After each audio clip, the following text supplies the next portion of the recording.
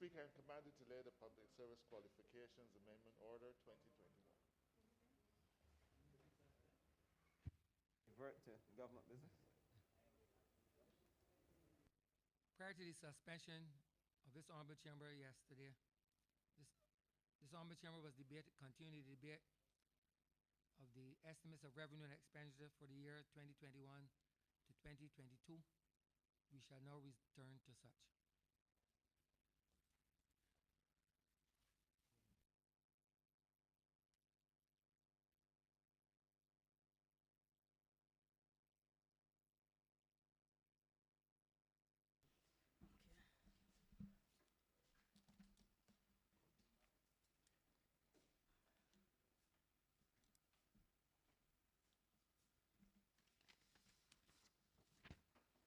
This House is now in standing Finance Committee. Madam Chair, Head 82, Ministry of the Environment and National Beautification, in the amount of $39,690,227.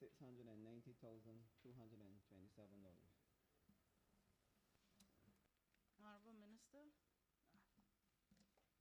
Pleasant good morning to you, Madam Chair, and all my August colleagues and distinguished guests. First, let me introduce the team from the Ministry of Environment and National Beautification. To my right, to your left, obviously, is the Permanent Secretary, Ms. Daphne Kelman, Mr. Steve Devenish, Director of the Natural Heritage Department, Ms. Lisa Stenhouse, Deputy Director, Environmental Protection Department, Mr. Travis Sinclair, Senior Environmental Officer, Policy Planning, Research and Information, Ms. Kim Downs-Agard, Senior Environmental Officer, Biodiversity. Mr. Nigel Jones is the Senior Technical Officer, for the National Botanical Garden. Ms. Tora Lord, Solid Waste Management Coordinator, Project Management Coordinating Unit. Mr. Ron Goodrich, the Environmental Officer, Climate Change and Ozone Protection. Mr. Ramon Aline, our Chairman at the Sanitation Service Authority. Ms. Janice Jones, who is the Manager, Sanitation Service Authority. And Mr. Ryan Alves, General Manager of the National Conservation Commission. And of course, Mr. Rohan Payne, the Assistant Project Coordinator of Biodiversity. Let me first of all welcome all my staff and thank them for being here this morning. I also want to pay homage today to my colleague, Minister Bostic, who is working assiduously in the fight, recognizing, of course, that this is a year to date since we had our first case of COVID-19. And it's important and significant for me to be here in the well today because prior to this first case and the vagaries of COVID-19, the entire conversation that the world was having was the environment and our response to climate change and natural disasters and the global warming as we know it. I want to say today that the Ministry of Environment and National Beautification stands as the protector of the environment and to ensure that the vagaries and the idiosyncrasies that confront us in terms of global warming and climate change, that we are able to mitigate, resist certainly, and to adapt to these challenges. And there are two dimensions basically to the Ministry of Environment and National Beautification. There is the international dimension, which speaks to our international commitment across the board. And we are signatory to a number of conventions. We signed the Paris Agreement, of course, and through the United Nations framework and the Convention on Climate Change, we are able to augment our policies and our programs because inadvertently there are COPs, which is the Conference of Parties, that we are party to every single year, and this allows Barbados not only to have the technical and scientific knowledge, but also to be able to assess much needed climate science. It is my desire to one day be able to say that this ministry has a measure of independence where we are able to punch above our weight in the international sphere, where Barbados is able to garner climate funds from throughout the world because they see us as the leaders and the country that is able to chart the new direction as far as it relates to protecting our environment. Of course, we are also signatory to the Basel Convention, which speaks to the movement of hazardous waste across the borders and in terms of transshipment. And our Environmental Protection Department is responsible for that. The Rotterdam Convention, which speaks to the chemicals and the amount of pesticides that we use in the environment, of course recognizing that those pesticides can lead to the greenhouse gas and the damage to the ozone layer. So, of course, we have we are signatory to that convention as well as the Stockholm Convention, which speaks to the persistent organic pollutants, or POPs, as they are called. And of course, the Biological Diversity Department has a relationship and a signatory to the CITES, which looks at the trade on endangered species. It is the Convention for the Trade of Endangered Species, recognizing that biodiversity must form an important part of the conversation as it relates to our fight against these vagaries of climate change and natural disasters. We had the Latin America, the Forum of Latin America and the Caribbean only recently, and one of the things that were exposed across the length and breadth of the conversation was the fact that we must find natural-based solutions, and including biodiversity, and ways how we can preserve that which is natural in order to fight these climate change and the disasters. So we are also signatory in this ministry to the Montreal Protocol and the Vienna Convention, which looks at the ozone-depleting substances. And there are a lot of ozone-depleting substances, but we recognize, of course, that the major greenhouse gas is carbon dioxide, but you also have a duty to ensure that the refrigerants that are used in Barbados, the gases, the chlorofluorocarbons and gases used in the industry, whether it is car air conditioning, whether it is room air conditioning, that those refrigerants are taken care of in terms of disposal, so they're not exposed to the atmosphere and damage the ozone layer. So from the international perspective, I'm saying that Barbados is doing very well, and we are ensuring that we have a voice and a space as it relates to protecting our environment, and to ensure that we are able to commit to our Paris Agreement by ensuring that our temperatures remain less than 1.2 degrees Celsius. And we are working tirelessly to ensure that this happens. We are already in preparation to inform the COP26, which is going to be held later in this year, about our national determined contribution. And this has an interministerial connection, because there are a lot of ministries that are involved in this whole fight in terms of reducing our carbon footprint. At the domestic level, and this is where it gets exciting for me, there is a new axis in this ministry that every single department hinges on in a circular way, and that is the Clean and Green project. A project which basically will change the way of life and the aesthetics of Barbados. I am lucky to have in my ministry the Sanitation Service Department, which is responsible for cleaning the entire country. I believe that Barbados must be the cleanest country in the Western Hemisphere. And then, along with cleaning, we have the greening component. And the greening component speaks directly to an international trust to have trees as a part of the carbon sink. It is known, it is scientific knowledge that we have the forestry acts as a green carbon sink, because it's able to take about 25% of the carbon dioxide from the atmosphere. In the ocean, you have the phytoplankton, and they're taking about 25%. 50% remains active in the atmosphere, and that is what causes the damage to the ozone and the other environment. What we are saying is that the Clean and Green project allows Barbados to reach this noble goal of planting 1 million trees. I said already, when I planted the jacaranda tree in the botanical garden, that I will plant 1,000,001, because of the ability for the forestry to act as a carbon sink and to sequester carbon dioxide from the atmosphere, that dangerous greenhouse gas that is destroying our way of life. That is what I said. So what do we do in this program? We clean the entire country with the Sanitation Service Authority. As part of the important component of the program is that in communities where there are these unseemly refuse hubs, these anesthetically looking refuse community-scapes, we are changing them to a proper refuse hub so that the communities will have a refuse place to put their garbage, and that it can look nice and aesthetic, and it can bring out the beauty in Barbados. I said already, and I will repeat. It makes no sense having an iconic song.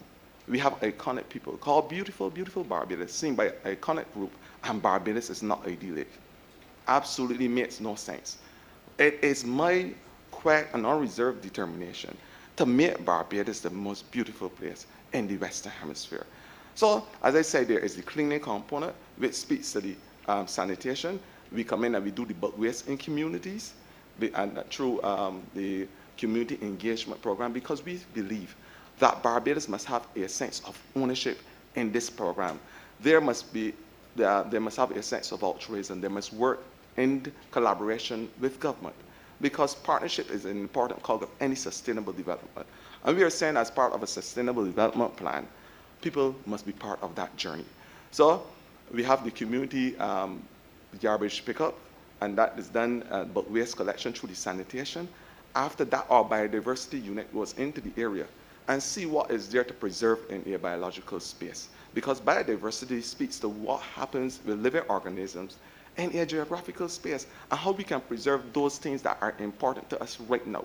I have spoken already, and my colleagues will laugh when I talk about the Philodactylus pulcher or the big lizards that we see walking around. But they are an important part of our biodiversity, not only in terms of the regurgitation of the soil, but they are able to remove that one pest that causes havoc, and it causes just as much life as COVID-19, and that is the mosquito, which causes a lot of mosquito-borne disease, dengue, as we know it.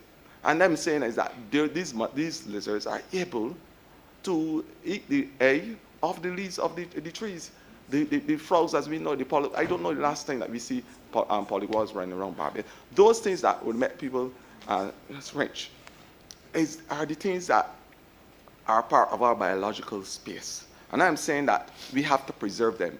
Our natural fauna and flora, the trees that are important in terms of how they protect us from the pests. I said already, and the NCC has started a propagation exercise where they are looking at from the citronella grass back down to the pear-tree trees, which are natural mosquito repellents. We are looking at rosemary, we are looking at basil, we are looking at lavender, and all those things have biological purposes. And that's why I said, and I'm happy today to report to the entire country that we have a biological diverse action plan which we will roll out the next couple of years to preserve our natural fauna and flora.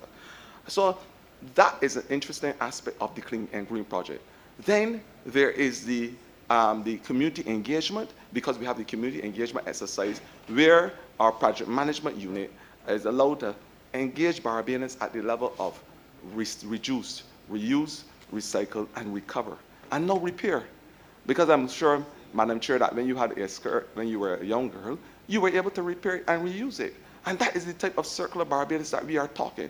So the 5 R's must become an important part of the conversation of Barbadians. It must be the new tenets that seek to augment the way how we live in a circular Barbados. So that is an important part of the project. And then, of course, it is the National Conservation coming in with the dendrologists and all the specialists to see how we will beautify that particular area, whether it is whether we are putting parks in the area, whether we are putting a natural area for exercise, whether it is for the psychosocial aspect of greening, because we believe that Barbados right more than ever must have a psychosocial space to balance their humorals. And that is basic medicine. You are a doctor, Madam Chair, you know that better than me.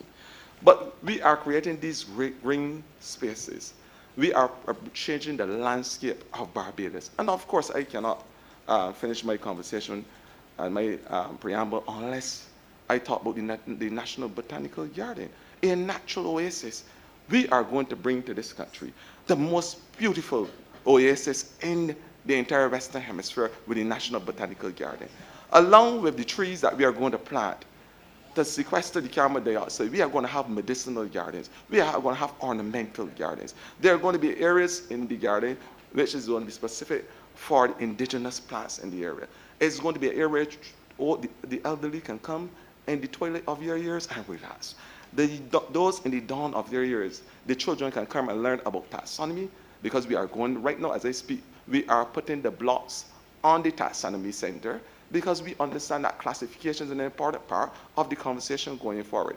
The germplasm, how we treat the genetic material to inform how we plant trees, the timing that we plant them, and how we are able to resist against all the diseases from the biospheric fungi to the or the types of fungi and bacteria that is known to affect the R trees and our tree stock.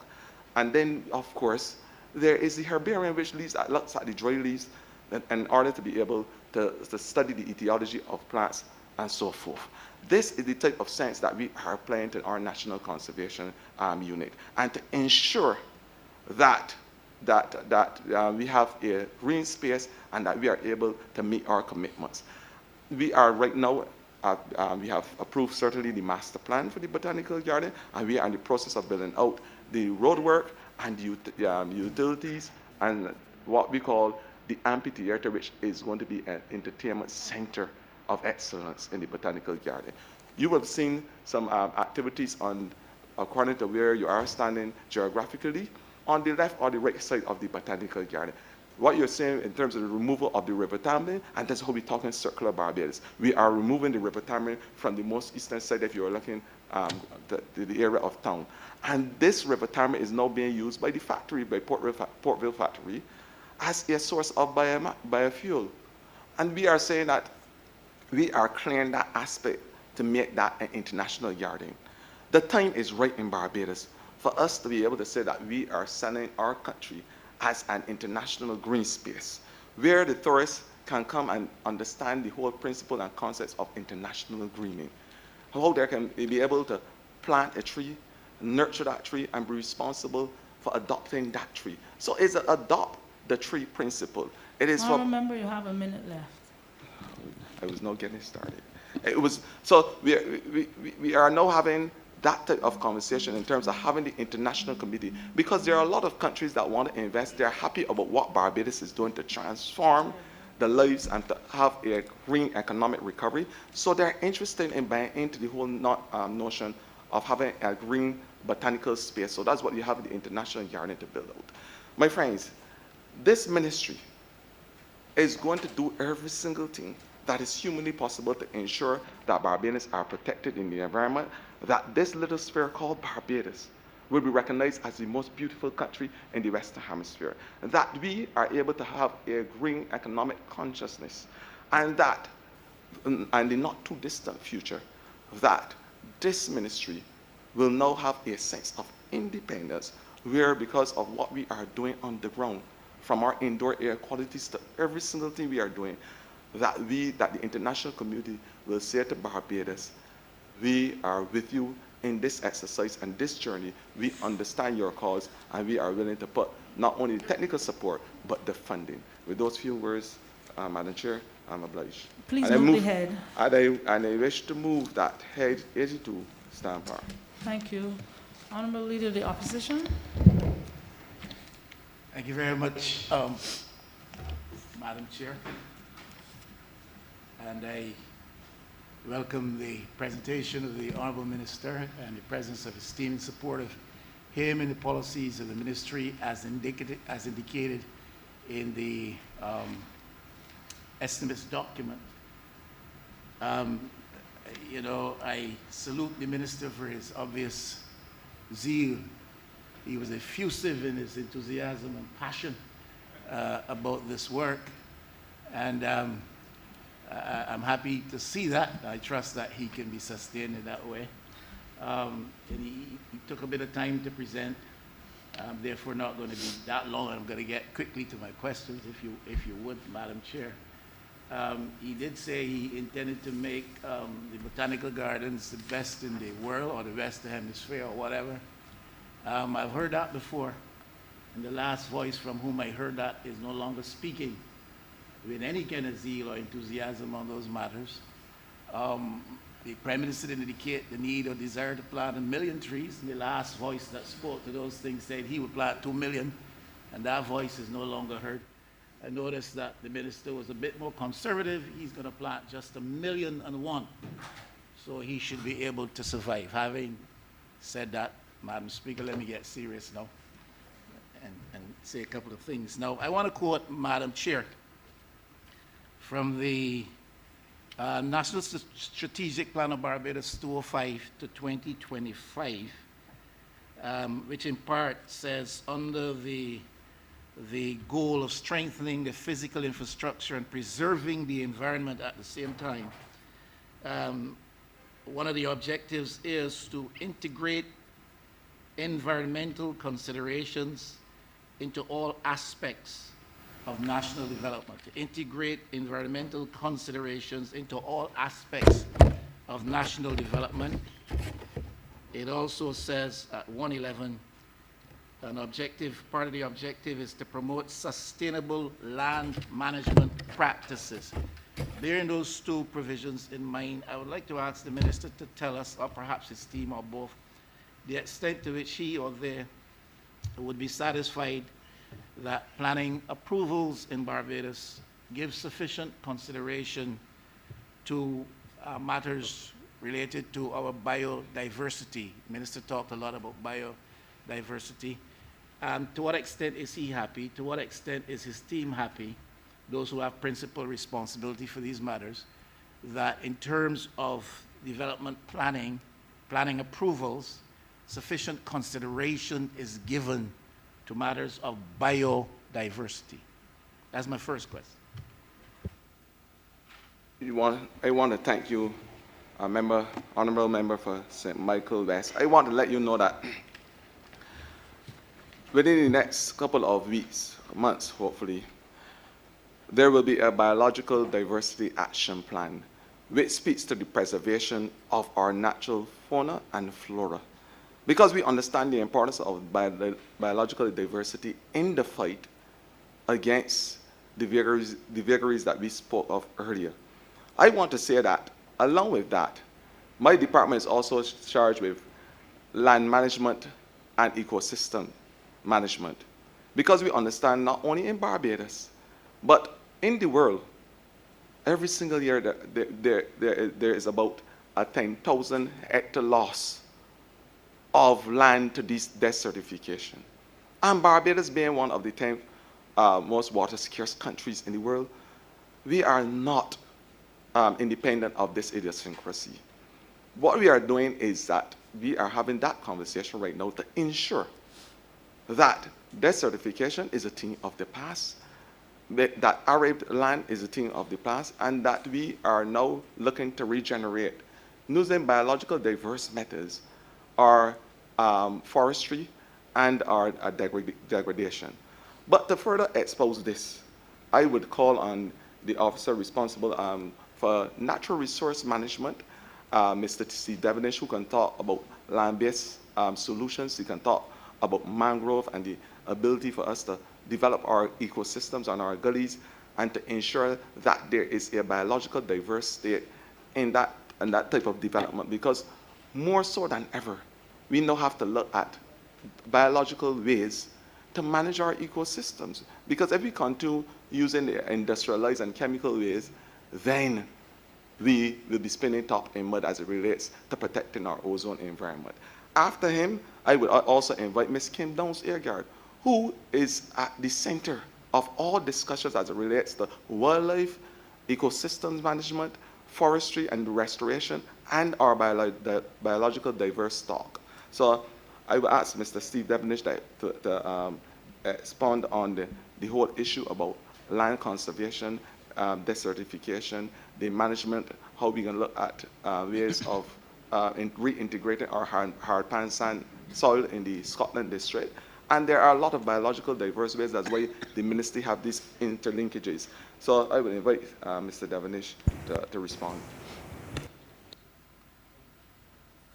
Good morning. My name is Steve Devenish. I'm the Director of the Natural Heritage Department in the Ministry of Environment and National Beautification.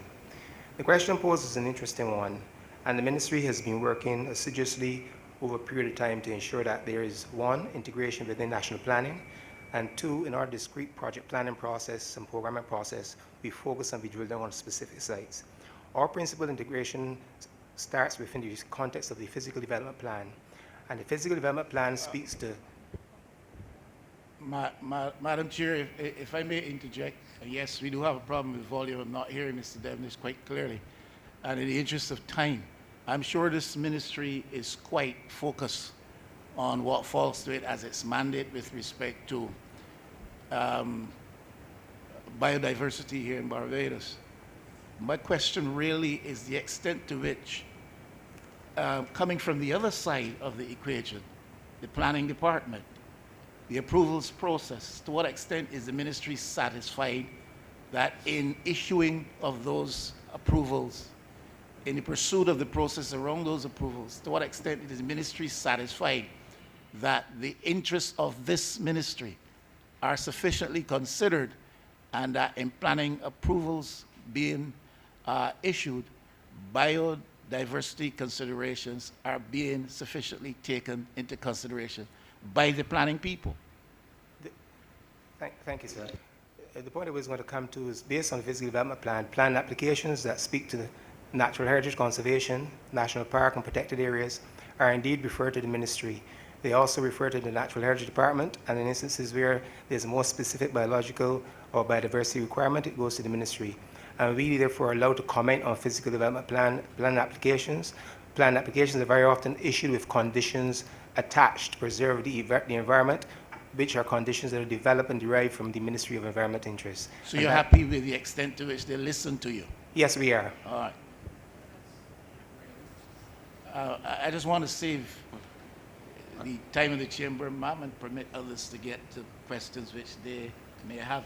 I just want to know the ministry is satisfied that the planning people listen to them. And further to that, if I may, Member of Honourable Leader of the Opposition, is that there is a Tree Preservation Act, and the dendrologist, the only one in the Western Hemisphere, he sits as part of that committee that determines which tree we can remove, which cannot be removed for their biological diverse purposes and for sustainability. So that is all part of the planning proposals going forward. So we do have a voice and a stake in what happens in terms of our planning. Thank you, Minister. Ma'am, will you leave my second question? And it relates to the National Strategic Plan again. Part of the objective of which is to protect the island's water supply, including groundwater resources and waters in coastal aquifers, and ensure effective conservation of the island's coastal and marine ecosystems and living resources while improving their quality. And my question, therefore, is what is this ministry's assessment as to the impact on our marine-related biodiversity by coastal activities such as construction and other activities, especially when we start to think in terms of the coral bleaching effect, the impact upon turtle habitats and turtle movements, etc. What is the ministry's assessment as to the impact on our marine-related biodiversity by coastal activities?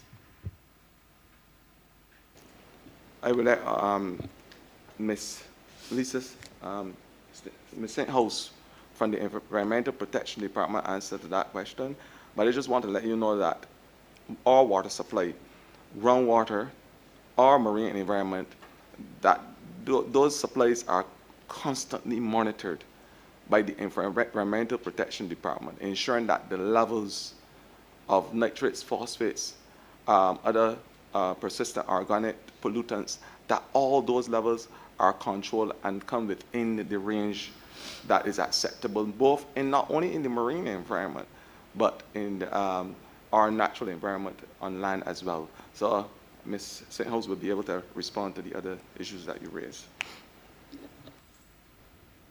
Good morning, everyone. My name is Lisa Stenhouse, Acting Deputy Director for Environmental Protection Department.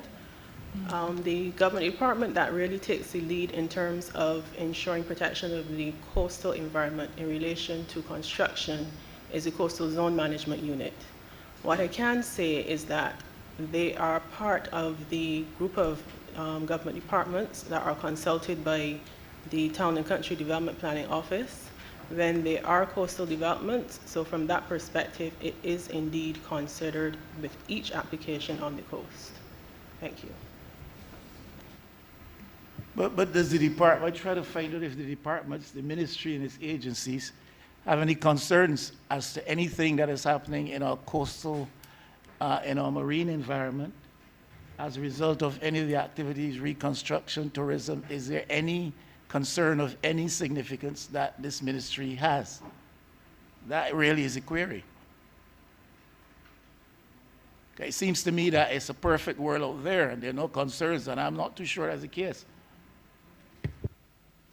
As I say, Honourable Member, the department that is responsible, the EPD, they do regular testing, and if there are any red flags raised, the corrective measures certainly will be put in place. But Ms. Stenhouse, as she said just now, that there are no major issues in terms of what we are seeing, either in the marine environment. Our nitrate levels are below the 0.0097 millimoles of a liter, or whatever they're supposed to be. We don't have any bacteria that is of any significance or any different in any other part of the world on our near shore, on the coastal line. There is no concern as it relates to any phosphates inland. So we are pretty comfortable thus far with the levels that we are seeing in this country as it relates to those POPs or any other harmful chemical that you would. This, ma'am, is not my third question. This is just for clarification. I remember not too long ago in this very house, I raised the issue as to the possible negative impact, the extent to which it was a reality on our coastal waters of the presence of a large number of ships anchored off our coast during the early COVID period, and the discharge of refuse and so forth into our waters. I remember that the minister responsible for maritime affairs and the blue economy was saying as well it was a concern of the ministry and that it would be looked into. And I don't know that we have had any further word on that. This is the type of thing that concerns me. I think the type of thing that will concern Barbadians. I am reassured to hear that it is a perfect world on our coastal environment as far as this ministry is concerned. But I really would like to know that the fears or apprehensions of Barbadians are totally allayed with respect to these matters. But I will press on. If the ministry says it is all fine, then it is all fine. My third question, ma'am, with your leave, and it has to do with the government's goal of having a fossil-free environment virtually by 2030, is it? Now, we have a fossil energy-dependent economy and way of life. Where we talk about transportation, where we talk generation of electricity. But part of this ministry's remit is the area of refrigerants. And to a large extent, and this came very, very forcibly to my mind when we had the discussion about vaccines and our capacity to store and to use vaccines which require a certain temperature for storage. And we have a certain maximum capacity. But there's refrigerants, refrigeration, and other aspects of utility use in Barbados which are totally dependent upon fossil produced energies. And my query really has to do with the synchronization, the synergies between the policies outlined by this ministry and that goal of the government to move to this fossil-free environment, knowing that we have this high level of dependence on refrigerants, which is a part of this ministry's mandate.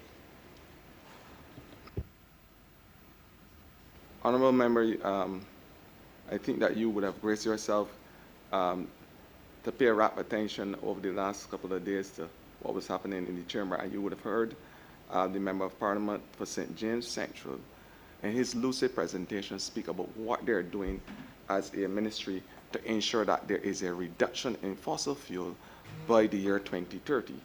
Our efforts to reduce our carbon footprint is interministerial. It is not one particular ministry, although the environment may be the focal point as it relates to our national determined contributions and what we are going to tell the world by 2030 as it relates to removing 1.5 billion tons or so from the environment. We have a lot of interministerial activities going on that will cause this to be realized.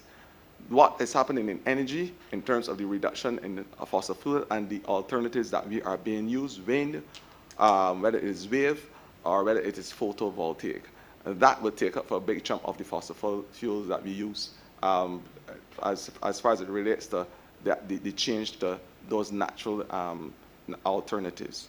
We have in the Ministry of Maritime Affairs and the Blue Economy a trust to have the blue hydrogen, which is the green hydrogen, which speaks to the fact that you're now storing the battery storage will be from a natural photovoltaic or natural source, and the batteries last a little longer. And then there is the whole interest in the debt for nature swaps. That is that particular ministry. In our ministry, we look to control indoor and outdoor air quality by our EPD department to ensure that in every single sphere, including the August chamber that you are in, that the levels of carbon dioxide certainly don't go past the 400 parts per million as the recommended or the allowed level. We are ensuring in this ministry that we do everything, and that's why I say the planting of 1 million trees will act as an important carbon sink, because that is able, over the period of time, to extract from the environment 48 million pounds of carbon dioxide. So, based on the collective trust of every single ministry in Barbados that works alongside, and the Ministry of Agriculture, because when they plant the hedgerow to protect the land from erosion, that is also forming a part of the tree planting drive and in terms of carbon sequestration. To talk about, so from that perspective, we are working and we believe that we can achieve this goal as a small island developing state and as a leader in terms of how we treat our reduction of our carbon footprint. In terms of the refrigerants, and you're speaking specifically about the hydrofluorocarbons, we have now bring our refrigerants in line to the international standard according to the Montreal Protocol and the Vienna Convention, which looks at the action plan. Barbados became signatory to that convention, and so far we have been able to keep a tight rein on all the activities in Barbados, because there is a small group of companies involved in the whole refrigeration aspect of that type of industry. So we are able to have quite good and tight control over the activities in that area. And along with that, we ensure that their disposal is done according to the international standards. So we do not really have a problem in Barbados per se as it relates to the refrigerants, the fact that they will escape to the atmosphere and cause damage to the ozone layer, because we have a tight control of the ozone depleting substances in Barbados.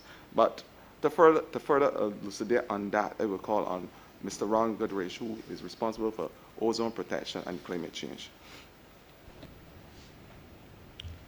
Thank you, Minister. Good morning, everyone. Thank the Leader of the Opposition for the question. My name is Ron Goodrich, Environmental Officer at the Ministry of Environment and National Beautification. Yes, indeed, the Ministry, in association with the Customs Department and the Department of Commerce and Consumer Affairs, would have established a licensing system for the trade in Barbados of hydrochlorofluorocarbons as well as hydrofluorocarbons. Barbados is mandated to phase out the use of hydrochlorofluorocarbons by 2030, and we are on the way. There's a quota system established for the importers of these refrigerant gases, and every year that quota is reduced so that by 2030 we should have zero importation of harmful hydrochlorofluorocarbons. We have had training sessions for the Refrigeration Association and the technicians in Barbados. There are some alternatives that are available to the sector to use. We are transitioning to more climate-friendly, more energy-efficient, more ozone-friendly alternatives of some of these refrigerant gases, and the uptake in the industry has been good.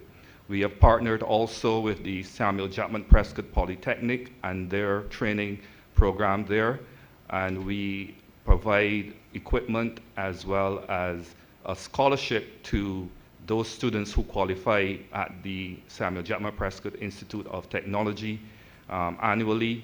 It covers their tuition, And that's how we have at the ministry tried to meet our obligations as it relates to the Vienna Convention on the protection of the ozone layer and the Montreal Protocol on substances that deplete the ozone layer. Thank you. If I may further to that, I think the time is right for a scientist in Barbados, because we're talking about the creative imagination of our people and the abilities of our people, and the fact that we have partnered with the Polytechnic. But at post-2030, this world now have to come to grips with a new substance, a new chemical, that will be able to do the same thing as the honourable member of the opposition asked. Will be able to to form part of the cold chain, which is sub 70 degrees or sub 80 degrees Celsius as it relates to being able to store certain vaccines. And that is an important question, because I believe the time is right now for a Barbadian to be able to say, we are going to stabilize the hydrofluorophyllenes, or those new products that are coming on the market that will form part of the cold chain going forward. And the challenge is there for Barbadians to do it, because we believe we have that ingenuity and that DNA that we can say to the rest of the world, here Barbadian has discovered the new substance that will replace the hydrofluorocarbons. And that is the typical conversation we are having with Polytechnic and those chemists at the university. So I think we are on the right path as it relates to ensuring that Barbados has a space, a voice, and a face in the international sphere. Thank you, Honourable Member. Honourable Member for St. James Central. I'm much obliged to you, ma'am. Permit me to begin by congratulating the Honourable Member also for his very obvious passion and pleasure in the execution of the day-to-day responsibility of his ministerial portfolio. I have told him in private that which now I say in public, ma'am, that I have never before in what is now the beginning of my 18th year as a legislator in Barbados seen the kind of zeal that the Honourable Member brings to the issues relating to the environment, and I can only wish him the very best. I, ma'am, feel that there are two audiences, and I know the Honourable Leader of the Opposition has been on the precincts of these chambers sufficiently long that he too knows that there are two audiences, and carefully structured questions that take us down the road of hydrofluorocarbons, etc. Perhaps while they engage the passion of the minister, do not necessarily resonate with the general public as easily. And it is very important, I think, ma'am, for the general public not to be led down the road only of hydrofluorocarbons, but for the general public to be given an opportunity to hear the minister on some of the excellent aspects of his work in 6 short months. Work, ma'am, that touches all of us on a day-to-day basis as Barbadians, having a concern for the communities that we live in, and touches all of us as members of Parliament, having a concern to represent the best interests and the comfort of those people in the communities and the people, ma'am, who sent us to this place. So my question, therefore, ma'am, brings us in a position to a point where the rubber meets the road on the bread and butter issues of parliamentary representation. I want, ma'am, to engage the minister on matters, for example, relating to the teams of workers that I see on the ground in the parish of St. James, and more particularly, ma'am, in the constituency of St. James Central. I've seen it. My constituency, ma'am, includes a part of the parish of St. Thomas, and so I must say as well, I've seen it in the parish of St. Thomas as well. I see workers, ma'am, on the ground making sure that there is debushing being done. I've seen the debushing firsthand, ma'am, in areas like Seaview and in Holders Hill, etc.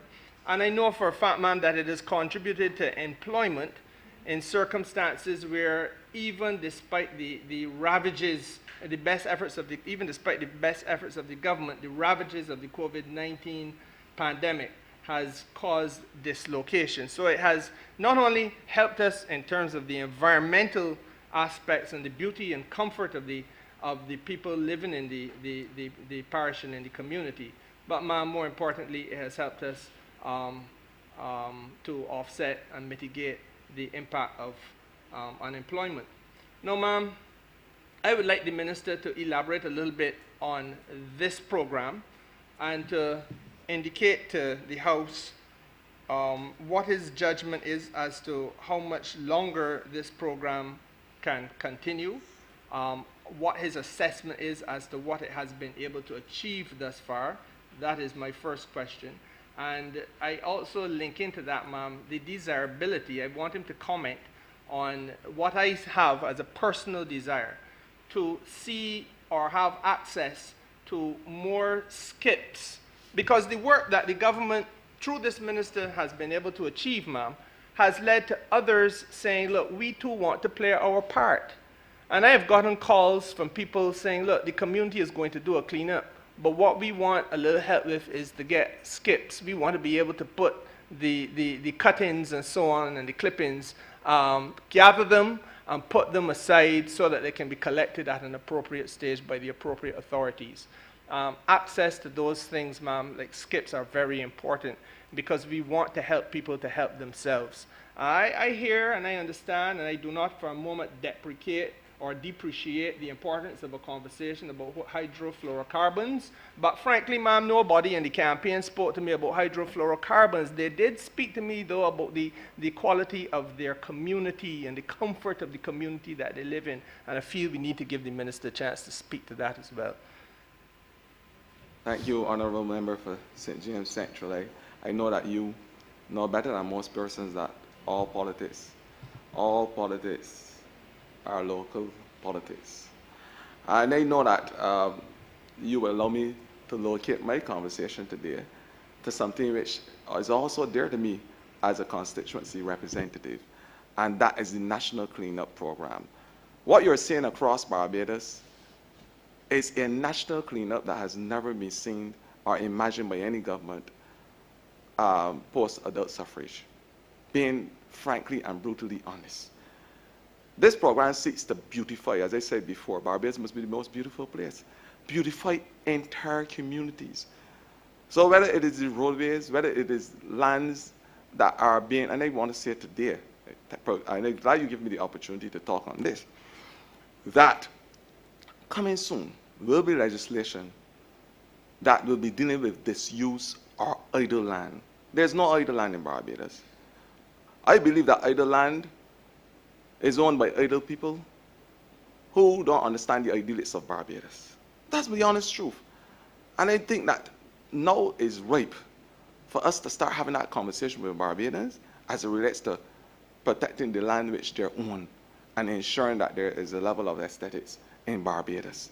And so we will be bringing legislation to enforce and to ensure that landowners take care of their property. We have a unit in my ministry that will be responsible for assessing these lands, these disused lands, and hopefully with the ticketing system and the paper is at the Attorney General's office as I speak, where if government has to remediate, that we will be able to be compensated. I have had enough talking on this issue. The time for talk is over. This is the action plan now, not the plan of action. And I'm saying that Barbadians are duty-bound to take care and have pride in their properties. But the National Cleanup Program marries itself to the whole notion, as you spoke to the skips and things, of the Clean and Green project. In my nascency at the ministry, I had an epiphany that spoke to the fact how beautiful Barbados should be.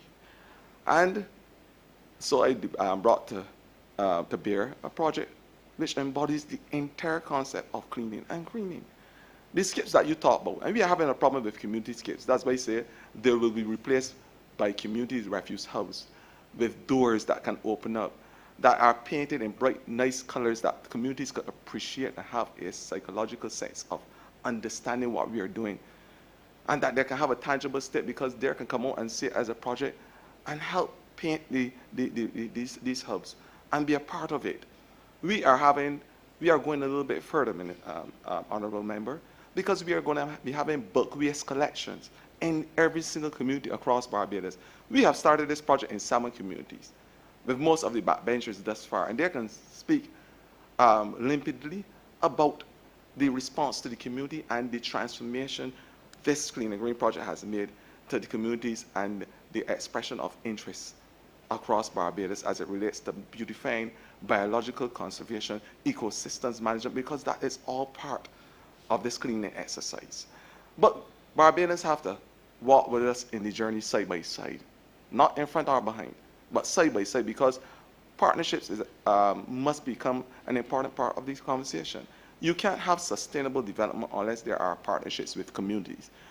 So in the same way you are saying that the community in your constituency may need a skip, the government is going a little further. We are saying not only will we ensure that you have a refuse hub, but we are ensuring that we have the skips as well. Prior to 2018, and I must say this, even if I catch glottal fry, prior to 2018, the Sanitation Service Department had 12 trucks. 12, a dozen. When we're talking about POPs, persistent organic pollutants, we talk about dirty dozen too.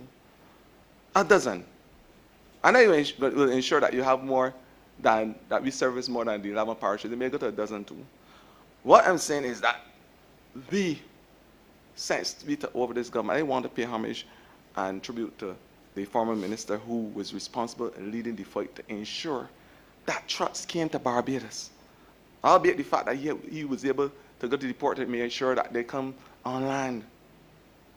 I want to say that since this government come to power, we have 36 new equipment to service the communities in Barbados. The Sanitation Service Authority now has a hotline that residents and communities can call and be able to say, well, I have this garbage problem. I haven't seen my garbage being collected, and I want some action on X, Y, and Z. We have cameras now placed across Barbados. I would not say where. That will remain clandestine. So, and there's a program called The Minister is Watching. I say I'm not a voyeur. But I will be able to see those persons and this ministry who continue to disregard the principles of keeping Barbados clean and the whole notion of cleaning and greening. So, in the communities, we have the trucks now to service each and every community. We have a hotline.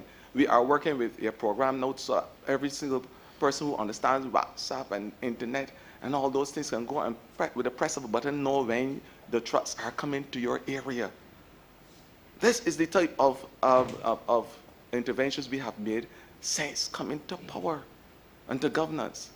And I want to say that in this, the Sanitation Service Authority, I opened up the recreational hall only a couple of months ago, sorry, a couple of weeks ago, because it was after the lockdown.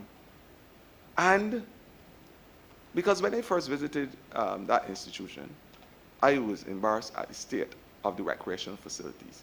And I want to say a heartfelt thanks to all members of the Sanitation Service Authority today, because they are the frontline workers who are out there in the fight with the communities against the spread of these mosquito-borne and other vector-borne illnesses. And they are the front line to collect garbage when persons are in their home being quarantined from COVID. And I have to pay homage to them today for a job well done. But the same thing that we are paying homage and we are paying appreciation for their good work, I want to say that we have to treat them good too. And so I was able to spend $160,000 or so to refurbish a hall, which is clean. It has all the provisions for recreation so that the guys at the sanitation can have a place. Remember, you're moving away eat. a little bit from the question. If we could bring it back in. I'm trying to land and saying I bring it local. So what I'm saying, all those things to say that this government will provide the community refuse house. We have skips now available because we are no longer squandering the public's finances. And I would like, I will invite the chairman of the sanitation to speak to other things, because right now we are in conversations with ICBL about having the insurance, medical insurance. I can go on and speak a whole day. I know time Please is limited. don't. If we can have the chairman continue Yes, the and question. I can talk about the arms that we're gonna put on the trucks to stop persons from being exposed to physiological damage that you will have to work harder as a doctor. But the chairman will speak on those Thank things. you so much.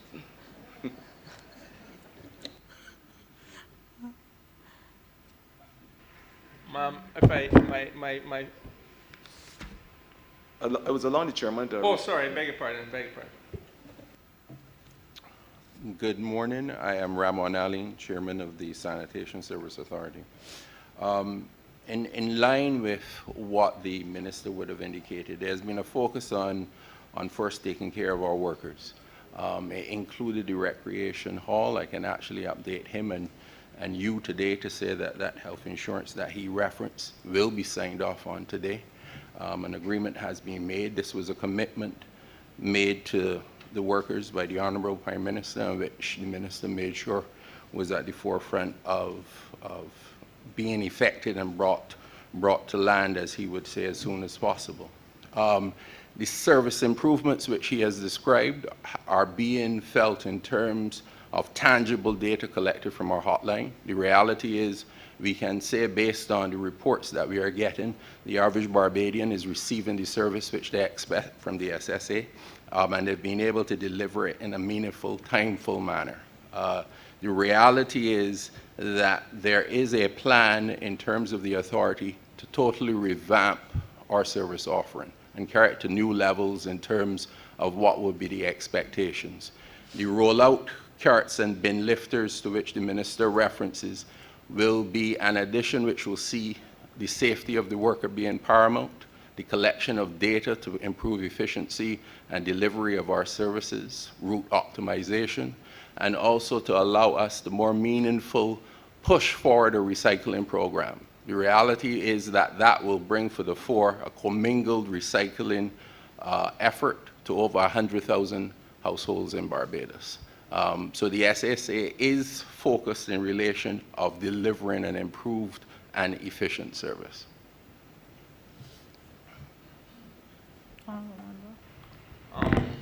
Ma'am, I want to congratulate the Minister and the Chairman of the Sanitation Service Authority on that wonderful step of introducing health insurance. I believe it is historical and groundbreaking, ma'am. It is an idea whose time has come. So I entirely support it and congratulate them for this step. I, as recently as a couple days ago, in my own presentation, emphasized the importance of dignity for workers, and so therefore I believe this is a wonderful thing. Equally, ma'am, the question of pride in the community that the Minister spoke to is something that I obviously endorse, and that is the reason why I led the question, because I think this is where the conversation has to go. Now, if there's a missing link in the answer from the Minister, it is perhaps how do we access these skips, because I want to be clear, is the Minister saying that there are now skips available? And if so, when he answers, could he bring some certainty to that question? And equally, if so, how best do interested citizens, and I'm sure they are not only located in the constituency of St. James Central, how do people access these skips easily? The other question I want to raise is the issue of the beaches.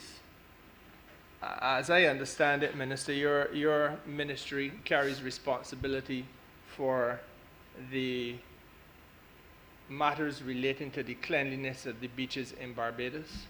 And I think the matters relating to vending on the beaches in Barbados also lies with your ministry.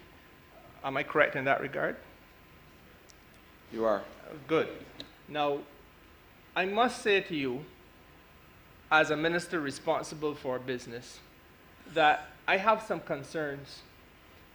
The issue of where we are in terms of employment in Barbados, linked as it is to the challenges presented to this country by COVID-19, must be top of mind for all of us as Barbadians.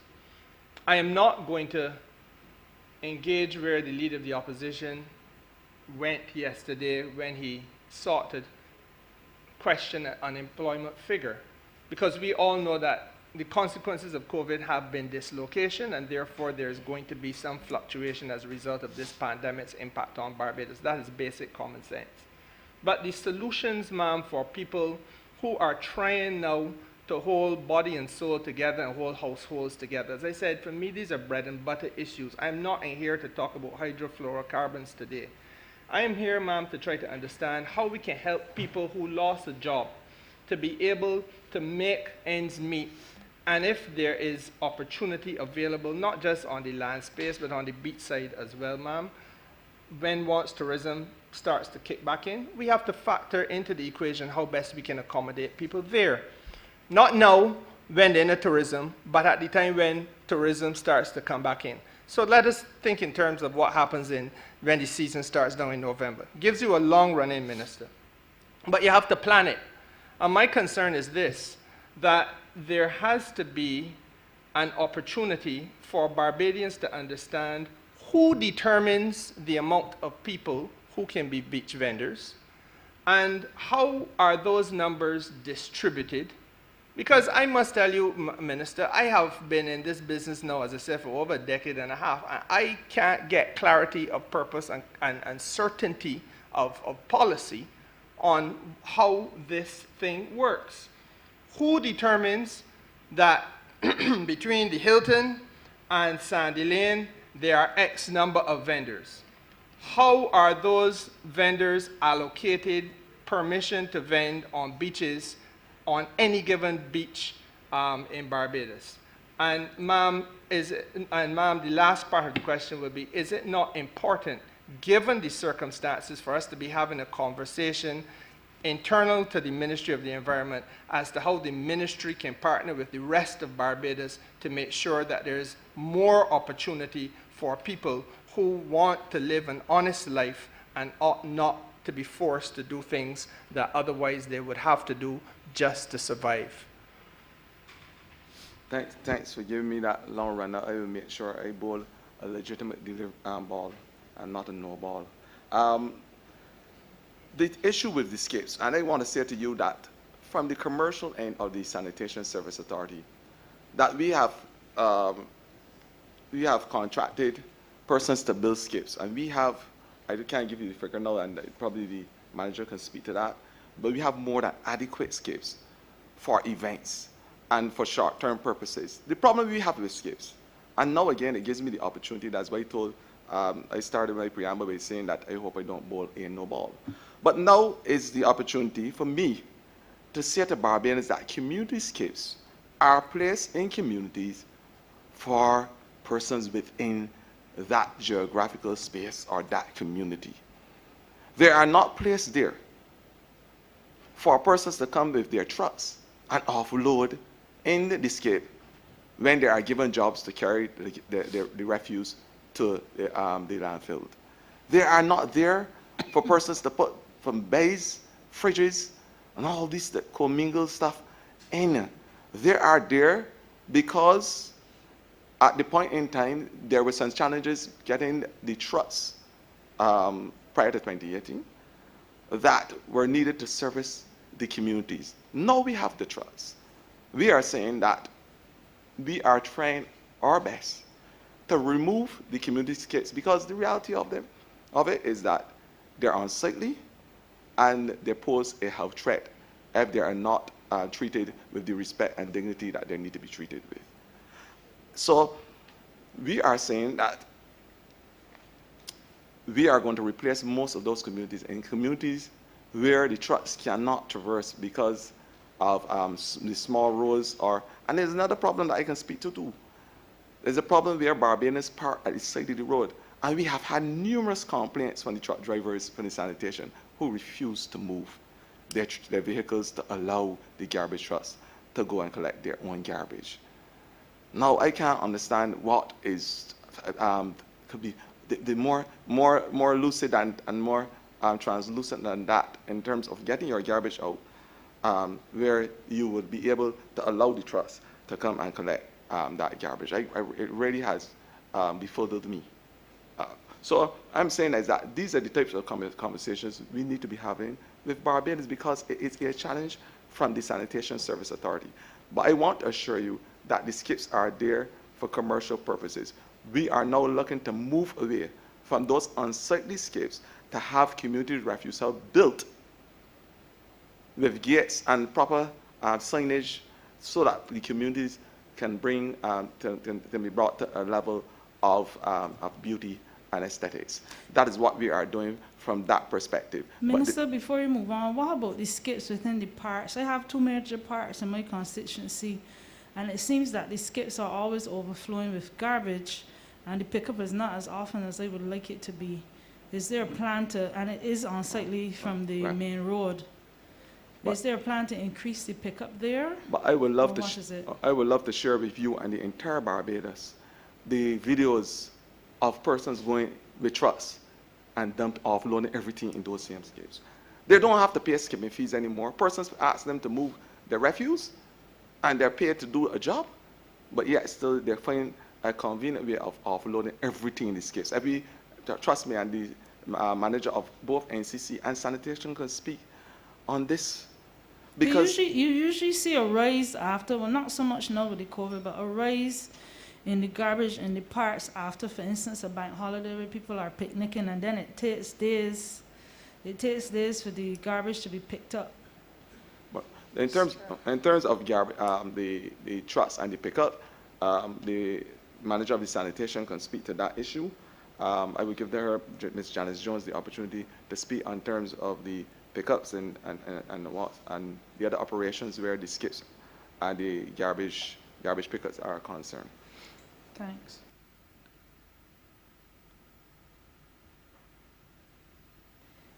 Good morning, Janice Jones, Manager Sanitation Service Authority.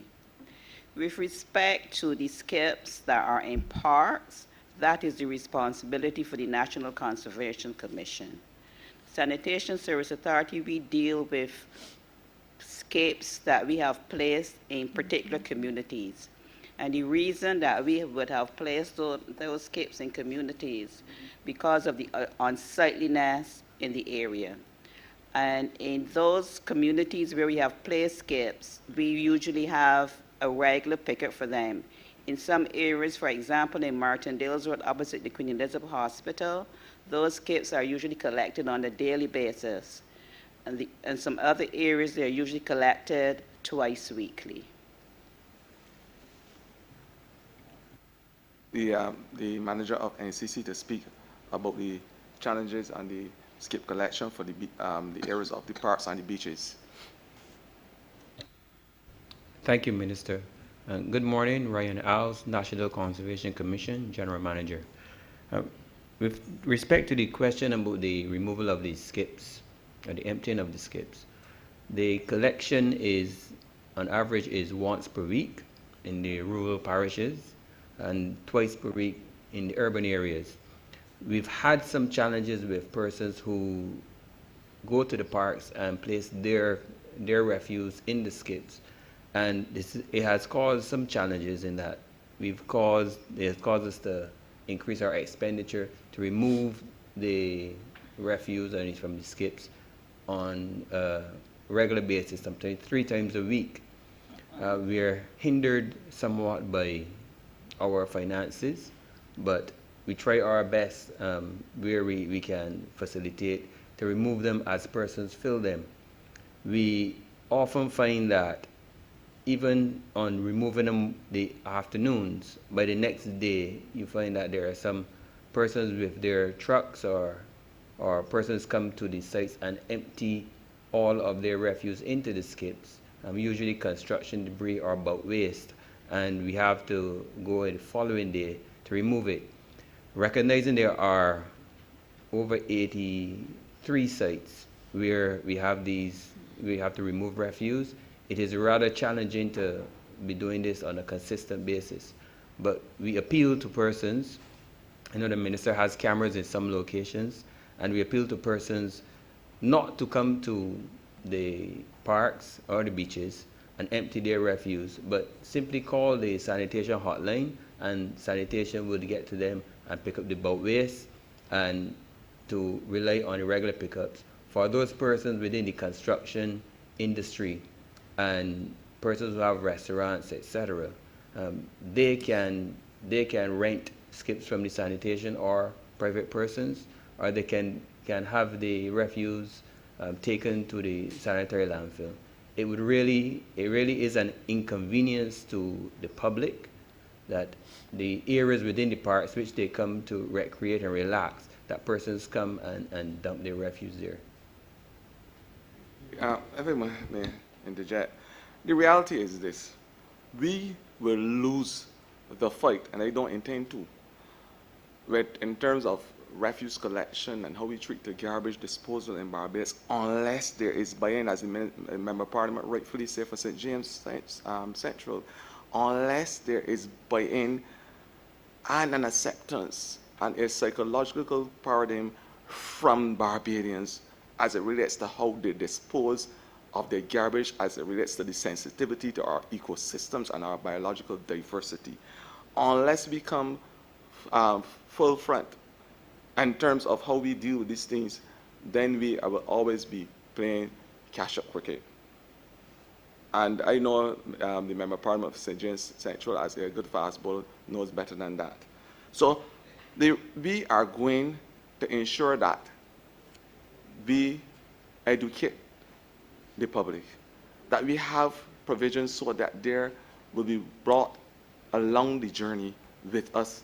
And this journey, trust me, is a journey that is worth every single sinew of not only the ministry, but every single Barbadian.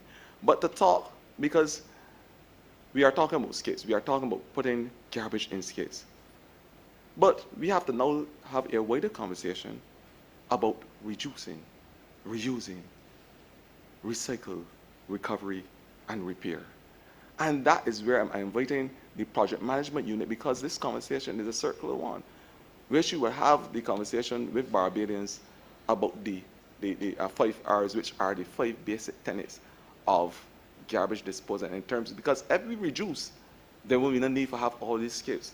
If we are able to recycle and reuse in our homes, then there's less going to the landfill. It is common knowledge that China and Japan and all those places are reducing the amount of refuse that they're taking from other countries. So it's high time that we now start speaking about integrated solid waste management and waste to energy. And the best person to speak on this is the person who is in charge of the project management coordinating unit, Ms. Honourable.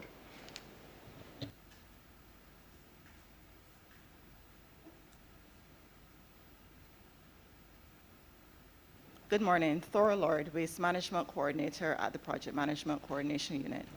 And in response to what you had said, let's go back to what you had said even earlier. We all need to have a sense of ownership in this whole thing. We've been talking about not having enough places to dispose of garbage, the problems with the skips overflowing. But the truth is that if we all take a sense of responsibility and we look at waste management, and not just how we can throw away our waste, but we look at reducing our waste. We look at reusing our waste. The 5th R that came in was repair, which has a very important part in the whole waste management hierarchy as well. Then we go to recycling. Recycling is something that has been happening in Barbados through the private sector for many years, about 20 years now, as far as I am aware. And it offers the avenue not only for waste minimization, but also in the case of repair and in the case of recycling, for us to be able to also have that employment aspect. Persons are able socially to take their recyclables back to a depot in order to get money. And while I don't always push this, the whole money aspect, I try to let people understand that it's important for them to do their part in order to have sustainability. Sustainability also in the whole clean and green effort. Ma'am, before you go, where are we with respect to recycling in terms of community recycling? I remember, I think it was last year, estimates, we discussed the recycle bins for plastic at schools. Where are we now with the general community, apart from taking your empties to the depots? Mm-hmm. Are we any closer for the sanitation service to do pickup in that way? That would be an answer for the Whoever Sanitation Yeah, Service sanitation, Authority. Whoever needs to answer. But in the absence of that, yes, we still have the ability to take our waste back to depots. We did talk about it last time about schools recycling, the schools recycling program. And after that, unfortunately, we had COVID, and we didn't have the opportunity, well, the children weren't in school generating the recyclables.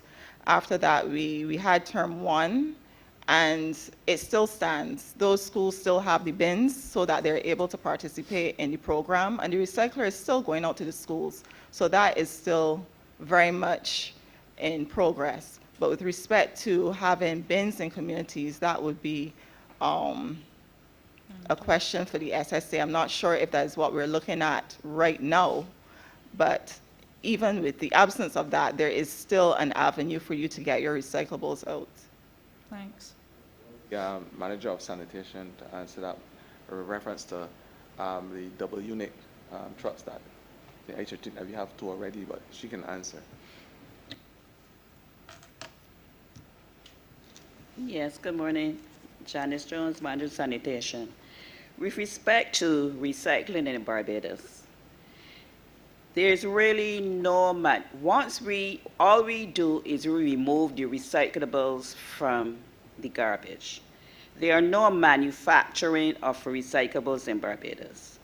All we really do in terms of recycling is we remove the materials from the garbage unit, and then they are sent to other areas. For example, Bees Recycling in St. Thomas. If you go to Bees Recycling, you would see a whole mountain of stuff which they have taken from the garbage. But there's no market right now for recyclables, since a lot of the countries now has reduced the importation of garbage, of the recyclables. SBRC, our transfer station, they are supposed to take the recyclables from when the garbage goes to the transfer station. But then again, there's really no market. What SBRC does is they will make compost from the green waste and whatever. And in that regard, there's really no market for it. So what you have was a stockpile of materials sitting there. The last fire that was at SBRC was a result of the compost just sitting out there on the stand. And with the heat, they had the fire. So until there is a really manufacturing of recyclables, we are just moving the recyclables from one area of Barbados and placing it in another area of Barbados. Say that there's an integrated solid waste management plan that is coming pretty soon. And this will speak because we now have to look at, as I say, China, Japan, and those areas are not taking the recyclables as they're used to. We in Barbados now have to look and see how we can integrate those things and recycle them in a circular Barbados as we know it. And there need to be a conversation because out of every single ton of garbage, we can create three jobs from this whole industry. Out of every single ton, we can create 3 to 5 jobs. And I'm saying that is now the conversation and the stage of the stage that Barbados is in terms of our decisions and our conversations with persons is to have the re-energizing of the cottage industry, the industry that allows persons to use their creativity with recyclables and to come up with new niche markets. And I think that that's where me and the Member of Parliament of St. James Central can really partner, as he's the Minister responsible for micro, small, and medium business and enterprises. So that is the conversation that we'll be having, and that's the direction this ministry will be going, because it's important that we are able to see Barbados in a circular way. But he had another question about the NCC and the beach vendors, and I would like the manager of the NCC to be able to respond to that query. Okay, thank you, Minister. With reference to the applications, persons apply to the NCC and applications are reviewed based on the location that persons identify they wish to participate in the vending activity. Note carefully that it's a matter of carrying capacity. All persons would like to go to the hotspots, which should be Oystins, Bay Gardens, Dover, Rockley, Carlisle Bay. We have limited space and infrastructure in these locations to facilitate things like food vending. What we encourage is for persons to look at alternative locations where we may have some infrastructure.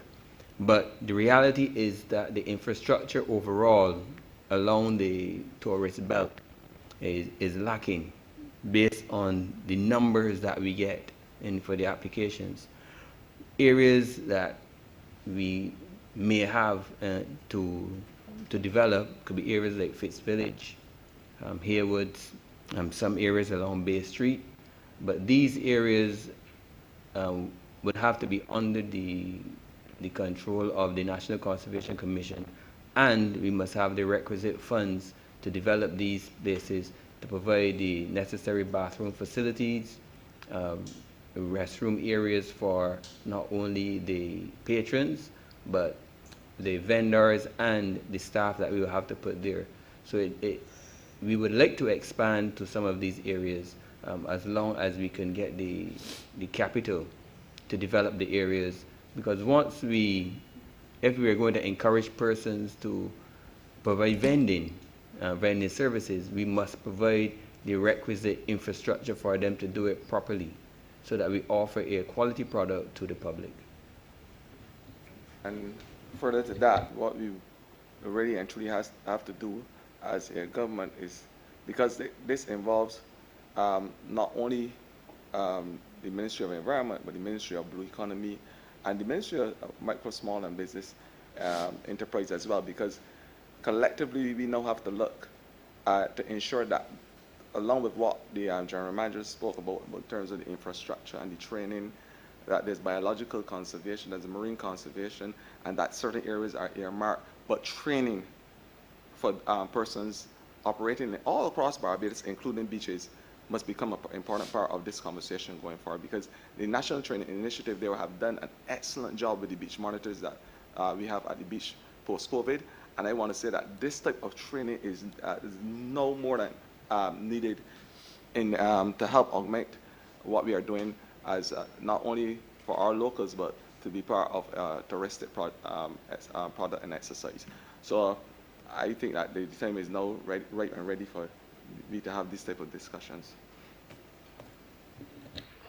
If I may, ma'am, I want to, before I just make my last, proffer my last question, just say to Mr. Alves and to you, Minister, that I entirely support the idea of expansion of facilities and infrastructure. You would have heard me on Monday speak to this issue with regard to land-based vending as opposed to beach vending. But the facilities have to be made available if our people are going to be given the opportunity for entrepreneurship. So as far as I'm concerned, I say to you that which I've said to my colleagues, plural, in the Ministry of Agriculture, that we have to reconstruct the whole concept surrounding vending. I am happy to say that the two honourable members who hold ministerial portfolios in agriculture are entirely on board with me in that regard, and I, Minister, will undertake to sit with you, especially given the fact that Mr. Alves has recognized, and rightly so, that one of the areas we should be looking at is Fitz Village and St. James. The esplanade there, ma'am, has been allowed to run to ruin over the last 10 years. It is an esplanade that once had seats but now has none. It is a disgrace and an eyesore, and it has to be corrected, not just for the purpose of vending opportunities, but it has to be corrected for the purpose of recreation for our people. If we put Barbadians first, then the tourists will follow, because they want to go where we go. They want to do what we do. They want to experience our culture. But if we deprive our people of some of the basic infrastructure, even that which they once had, then, ma'am, we're walking backwards in time. My last question, ma'am, turns on the question on the issue of beach access maintenance. And I must ask this question as a representative of a coastal community. And I think if I was to just think of one off the top of my head, that which is, for example, right next to Tamarind Cove Hotel. And I'll describe it for you. It slopes downhill towards the beach. There are some trees in the neighboring area which have given some trouble because of the fact that the roots tend to damage the walkway. But we're talking about a narrow slither of land space that seems not to be able to be maintained. And all too often we have beach accesses which are either too poorly lit to be safe on evenings, too badly maintained to be utilized by persons who are relatively or reasonably able-bodied, let alone those persons who are physically challenged. You would have seen on CBC very recently a constituent of mine who had to explain the personal sense of indignity to have to be lifted and tugged and pulled just to be able to visit the beach. And we got to correct these things, Minister. I genuinely feel that the issue of beach access is not a tourism thing. It is a Barbadian thing. Our people, the beach belong to we, and our people got to be able to access the beaches. And we have, therefore, to leave no stone unturned, in my judgment, to be able to make sure that this is a thing that no longer is a humbug to those persons, not only who live in coastal communities, but may I say as well, persons who are inland. The Honourable Member for St. Thomas will tell you that there are a lot of folks from St. Thomas who frequent the beaches in St. James, and they can't get access either. So it is a humbug that we just can't take for granted. We have to correct this, Minister. I want to say you're speaking to the converted. I will let Mr. Al speak to the beach access issue. Thank you, Minister. The beach access concerns are one that it has varying solutions, but the main solution is access to land. A lot of the accesses along the west coast are very small because we do not have a lot of land space owned by the Crown along the west coast. And with reference to the Crystal Cove, I think the access you're referring to is Crystal Cove, where we have several trees along that access, large trees close to houses, etc., that grow and crack the pathways on a yearly basis.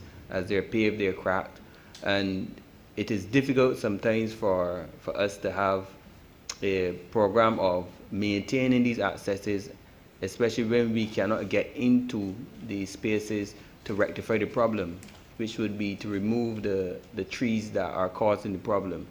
These trees also cause undermining of the walls adjacent to accesses, and we have to work along with the landowners to try to make the area a lot safer than it is right now. The larger issue, as I said, is the access to the land to get to the beach. We've had several challenges along the beaches, not only with the access for recreation, but access for safety. When we have to respond to incidents on the beach with lifeguards having to run long distances to get to an opening, to get to persons that are in trouble, and even for ambulances to then access these areas. So there is a larger issue here of safety and getting to these beaches. We try our best to maintain where we can, and we have a beach access report that is going to our board shortly with the improvements that we are going to recommend. A lot of it would hinge on accessing property and or acquiring property, but at the board level, they will make determinations and direct the management accordingly to who to consult with the minister and other ministries. Yeah, and just let me further add, now we are talking about beaches, and I am really an advocate for biodiversity, and some people call me a zoophilist. The reality is that we are now looking at an endangered species of turtle on the endangered list. And I just make an appeal to Barbadians to try to protect and preserve the turtles. And stop, maybe done in a way that persons may not even be aware. But we now have to look at ways and mechanisms to protect those turtles that nest on the beach. And a lot of the problems that we are having is because involuntarily Barbadians and their activities cause the dislocation of these turtles from nesting sites. And this is an important concern for our biodiversity, those persons involved in the turtle project. It is sad news for me to tell the entire country that we saw one green turtle at one sighting over the last 6 or 7 years. The hospital is now going more east to the east side because their habitats are being disturbed. And I know you made mention of the lighting at the Broadway and the walkways, but if you can have Barbadians being sensitive and the persons involved in the hoteliers or whatever being more sensitive to the types of lights that are being used, because that is distracting a lot of the turtles. So we're having some problems there. So I just want to chime in and say that to Barbadians to please take care of the endangered turtles. It's a serious concern for us in our biological diversity department. Thank you. Honourable Member for St. James South.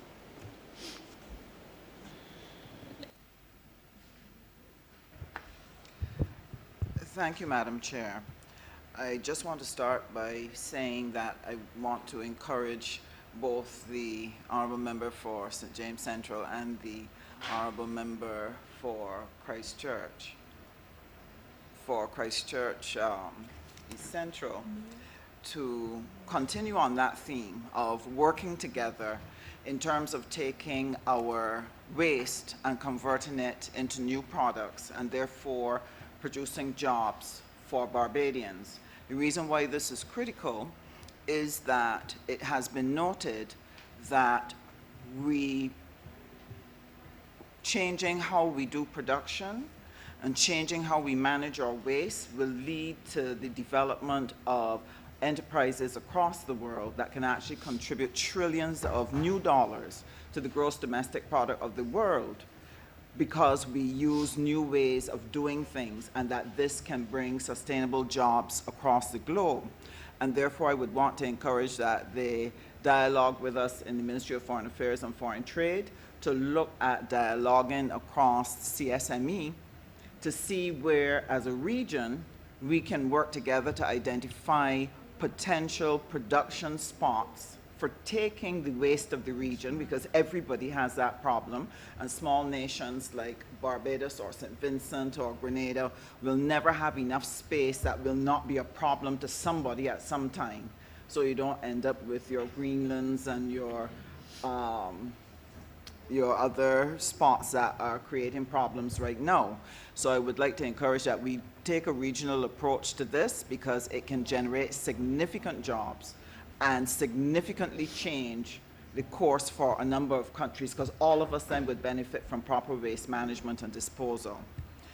I want to congratulate the ministry, because they have been doing some things that have redounded to the benefit of St. James South and to the country. One of the big bugbears in St. James South was the whole collection of garbage. It was just untenable, and it was unbearable for many, many residents what they had to bear.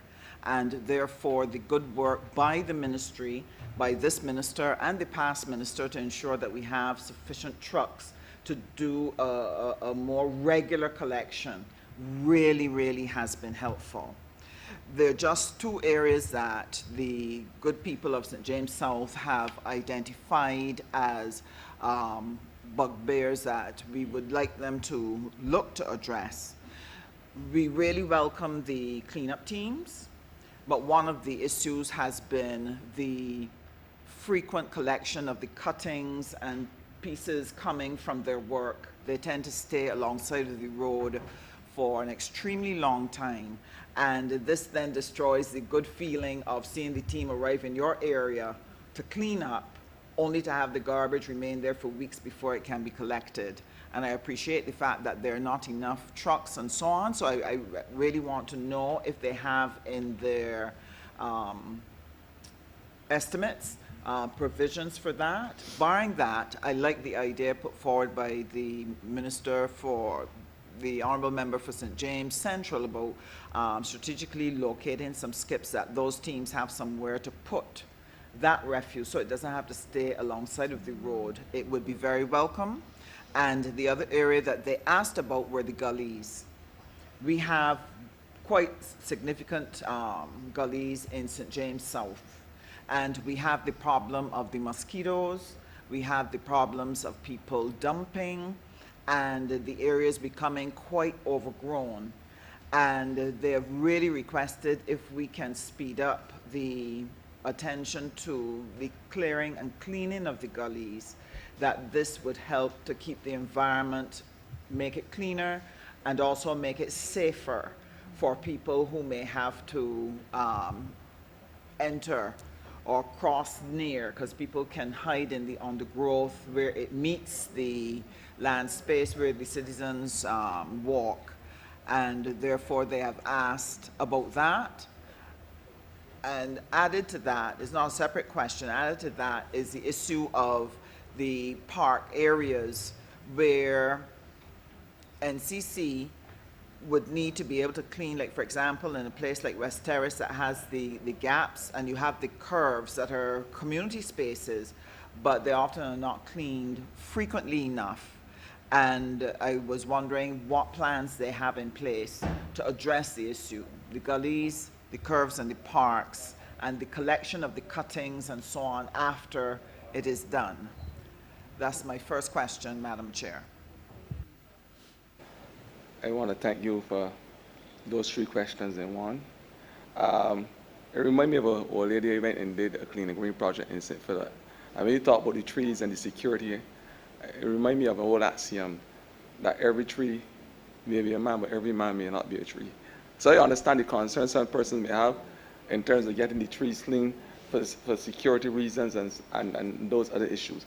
But to speak directly to your concern about the road cuttings and the NCC in terms of the operational aspects to the NCC, I would invite Mr. Alves, the General Manager for the NCC, to speak to those issues. Thank you, Minister. Minister Husbands, we've had several conversations reference to the green spaces within her constituency, and it is regrettable that we did not have enough equipment to satisfy all the needs of those communities. Within these estimates, we have equipment, capital monies for equipment. So feel rest assured that we will have the equipment to deal with the areas in Wanstead, West Terrace, and some of those large community spaces which the grass has grown a little taller than it should be. And I know we've done a lot of removal of river tambourine within some of the communities where we had some issues with persons being robbed, etc. And we responded, as she would remember, we responded relatively quickly.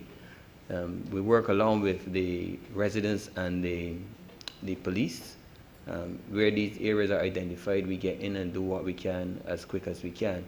But we do have a plan of action for the cleaning of these spaces, and we do have the funds within this budget to facilitate the regular maintenance of these areas. The removal of the vegetation once cleaned will be addressed. We have a relatively aged fleet of vehicles and skid steers. At the best of times, we only have 3 or so of them working. At this current time, we only have 1. So it is a strain on us, and it is a strain on the persons within the communities that need them to be cleaned up.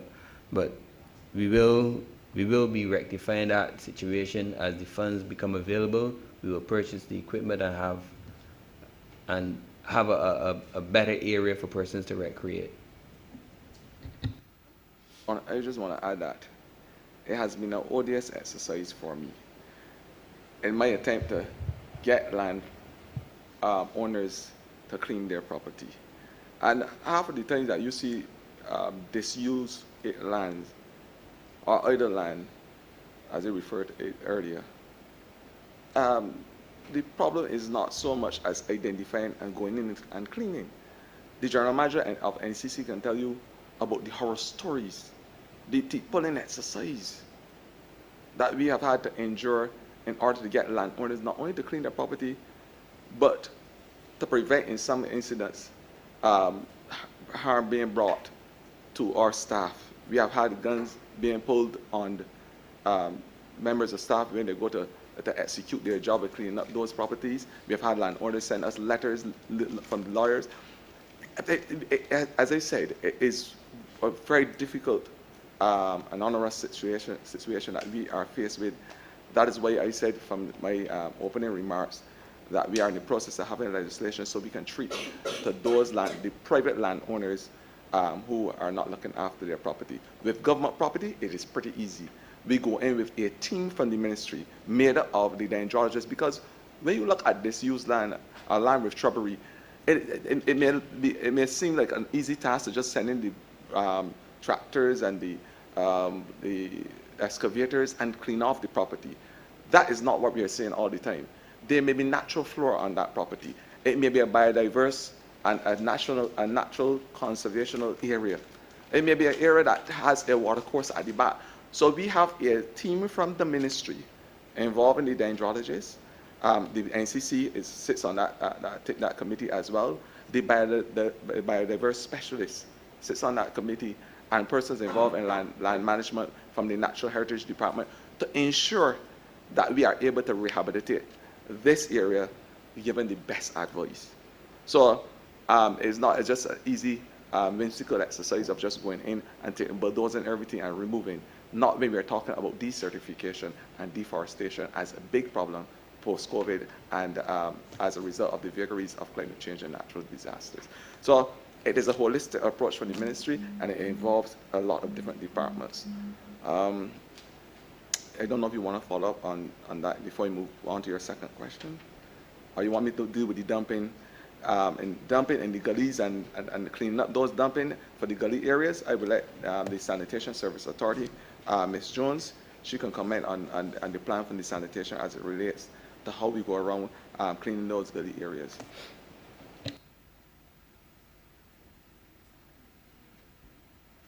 Good morning again.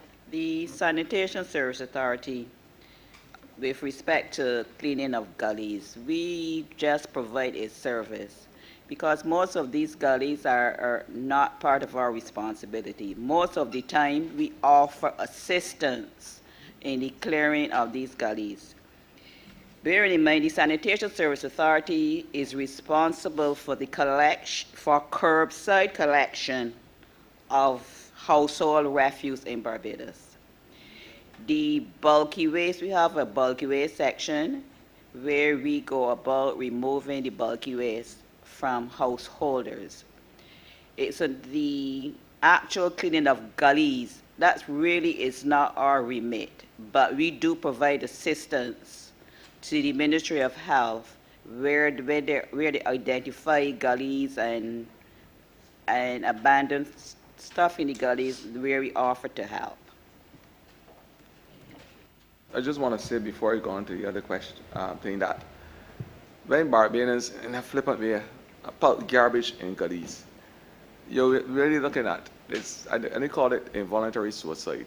Because the same gullies that you put the garbage or dispose your garbage in are responsible for your ecosystem, your water supply. And then you may put in those same gullies utensils and different bottles and stuff that maybe provide a haven for mosquitoes. The same mosquito that will bite your child and cause you to be infected with a mosquito-borne illness. We have to understand that every action causes a reaction. The invasive monkeys that we are having now as a problem, you disturb their habitat. You disturb the habitat for a lot of different biological diverse species when you pelt in the gullies. And not only that, the water, the movement of water and the natural flow of water in its natural environment. So then when you have flooding in your neighborhoods, all of these things are the adverse result of illegal dumping.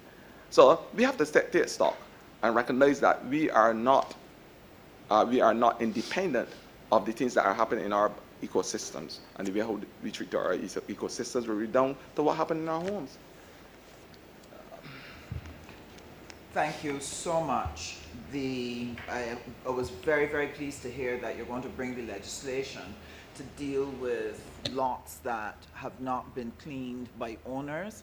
It has been a major problem for residents, for example, in Crystal Heights, Husbands Gardens, Oxnard's, throughout my constituency, because you do have a number of people who may be living overseas and have lots, and they're not cleaned, and it then becomes a nuisance to the residents, and it's difficult to get them to respond or to take responsibility for the cost of cleaning.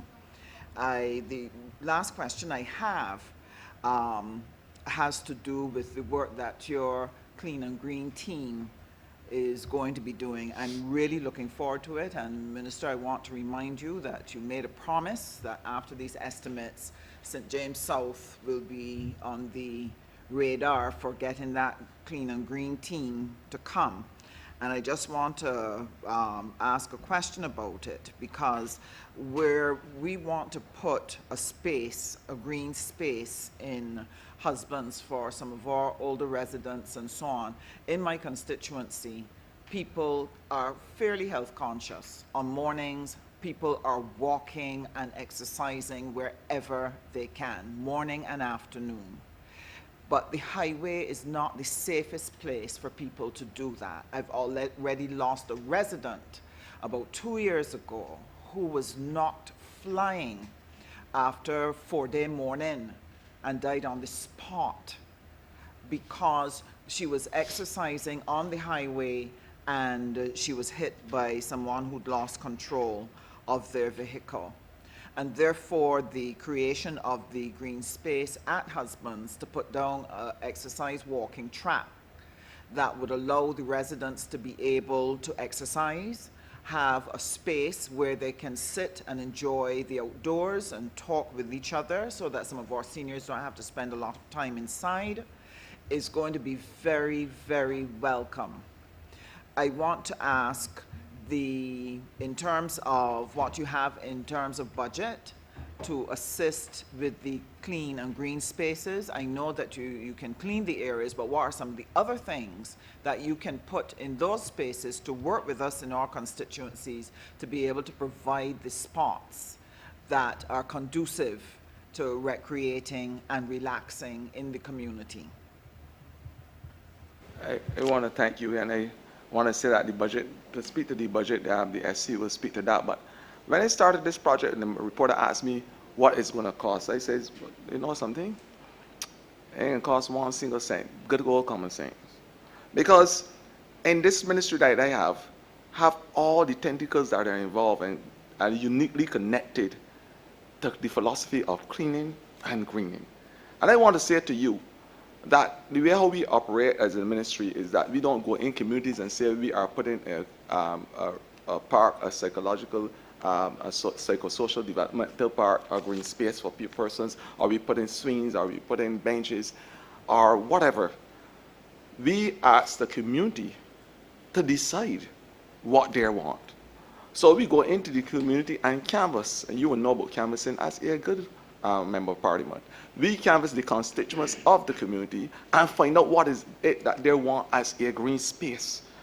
Your community may be one that wants that requires or wants a exercise park, and we are saying that we will come in as the ministry, and we first of all, there is a media launch. That's the first thing that happens as the, part one of the project.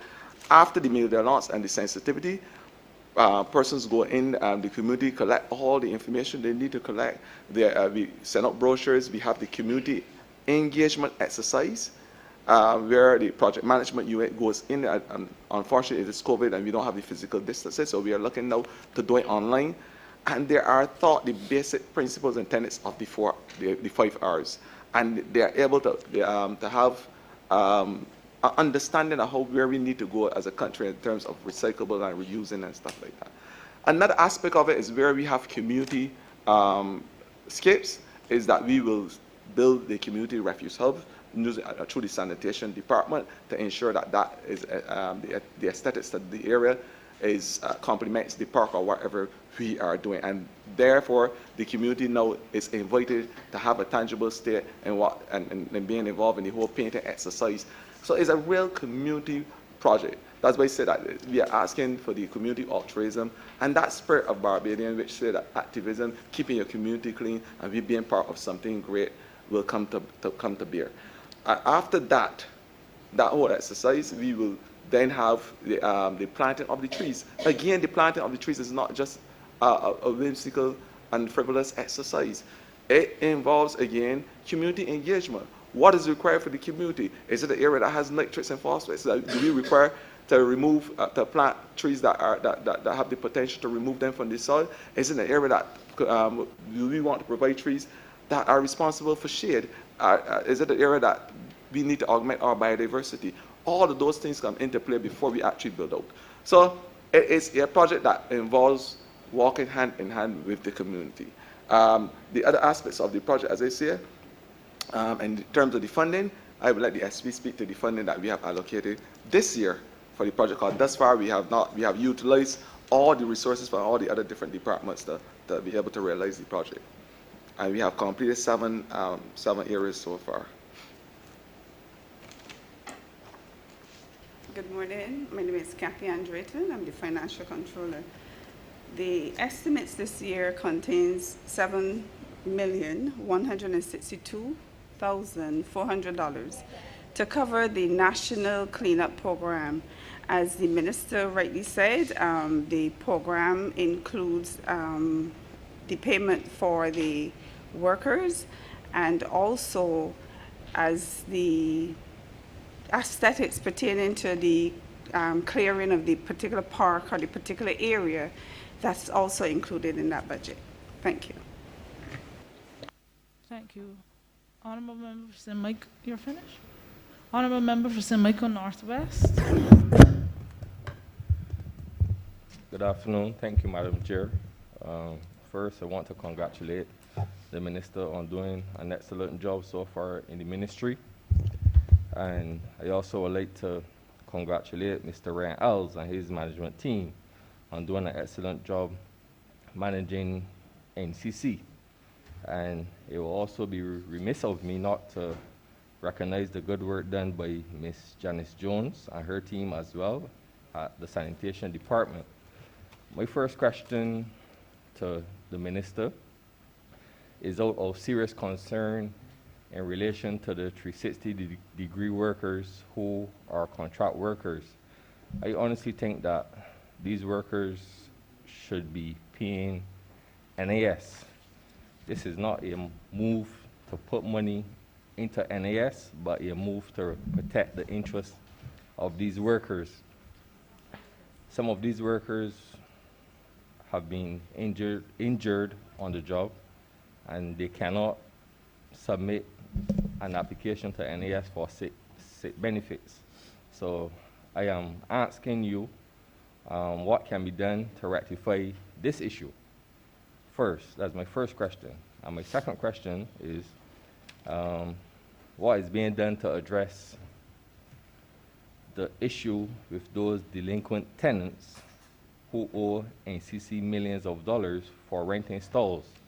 And please be mindful that this is an issue that was long before the COVID-19 pandemic started to affect our economy. So what will be done to rectify this issue as well? Thank you. But I invite Mr. Alster to deal with it because ministers set policy. I can't tell you who the 360 degrees. All I can tell you is that once Clean and Green is realized across the length and breadth of Barbados, we'll be able to keep our temperatures down to 1.5 degrees or less, according to our Paris arrangement. That is what I can tell you. As it relates to contracts, there's two types of contracts, and I heard the minister responsible for labor social partnership spoke about this yesterday. Contracts of service, contracts for service. And I think that the team that you're talking about, they were as contract employees for a service they provide. I think that based on the contract for service, and they may be corrected, they are duty bound to pay their national insurance and to make sure that all other incidentals are covered. That as far as my limited unlettered knowledge provide me to say to you. As it relates to the other idiosyncrasies that you spoke about, the manager of NCC can speak about the stalls. What I can say now is that this government, which I'm a part of, will never ever, in these harsh economic COVID times, ask any person to leave their businesses or their facilities because they can't pay their rent at this time. I think it'd be very insensitive and inhumane. And in the same way, we are asking with our right flights all the Barbados to come on board and help in the whole fight against COVID. We understand the situation and the damage to the socio-economic fabrics of the society.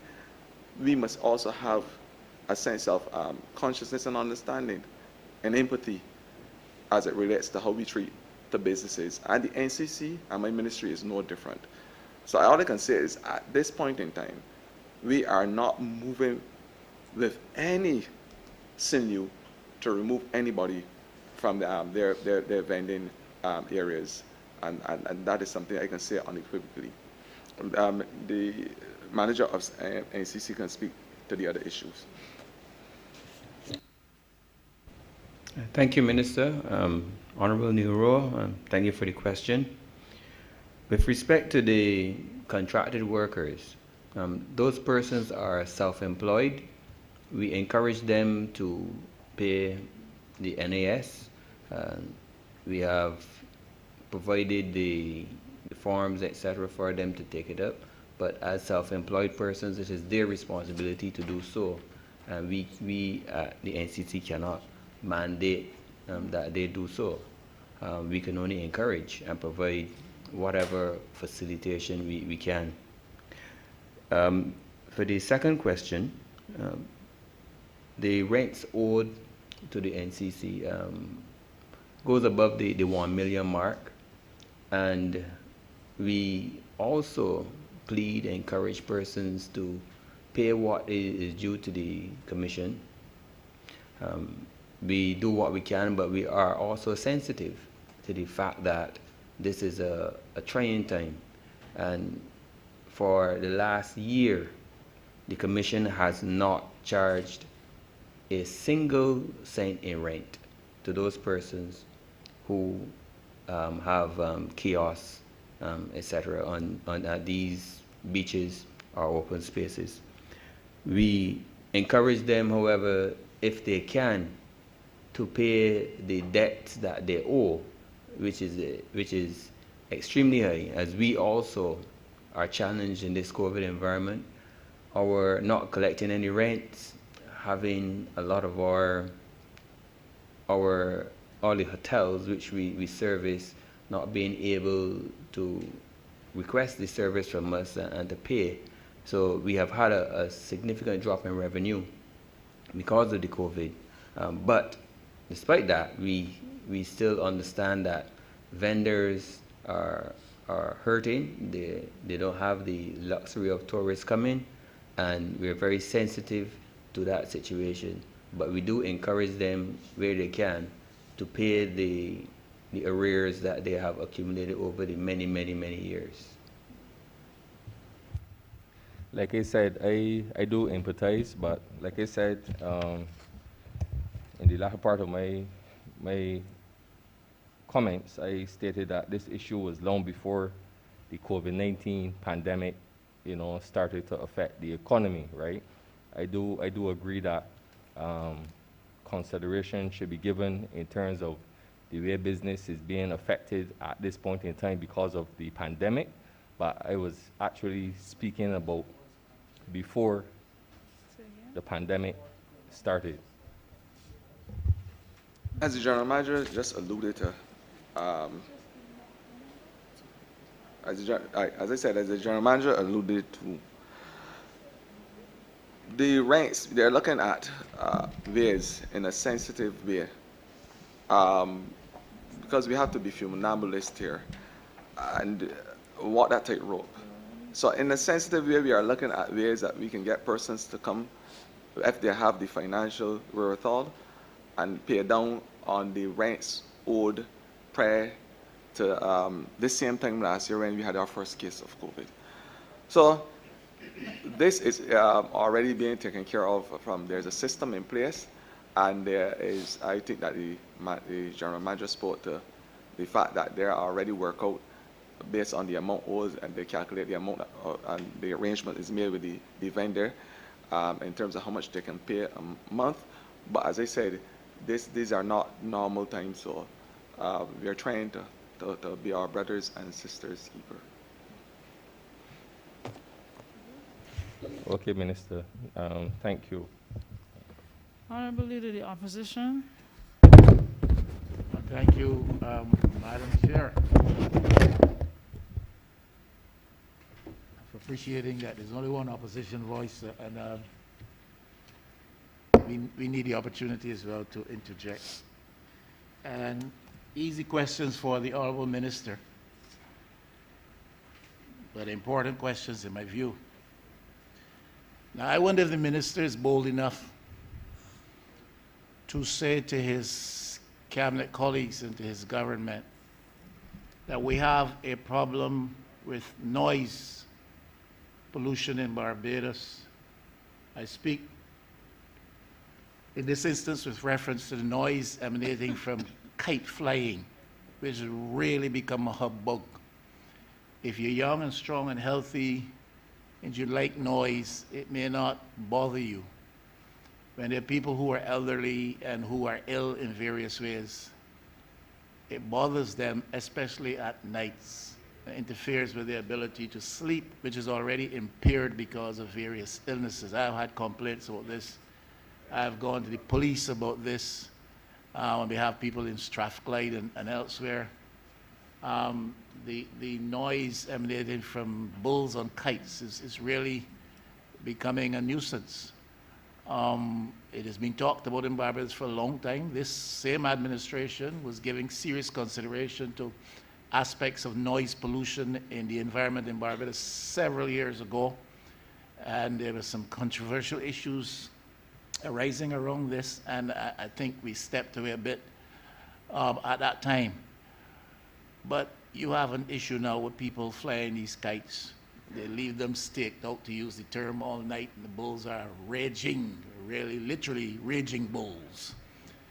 I've been conducting church services. You hear them above the church. I have been at the cemetery, particularly so Westbury Cemetery, doing burials. And it is very irreverent. It is totally a nuisance.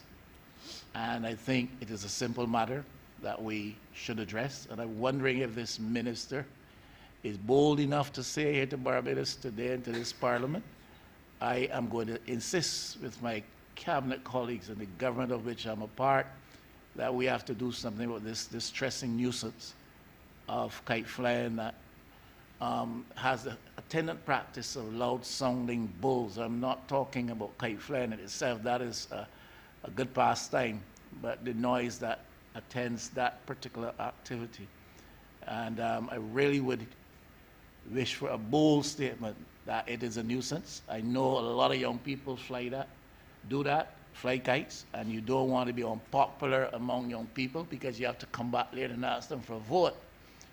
But the government of the day is charged with certain responsibilities, part of which is bringing legislation to this parliament. I think we have to deal with that nuisance. The other one is the heavy sounding noises from motorcycles. That is really a nuisance, even to motorists on the road, far less pedestrians and people in their homes. A nuisance.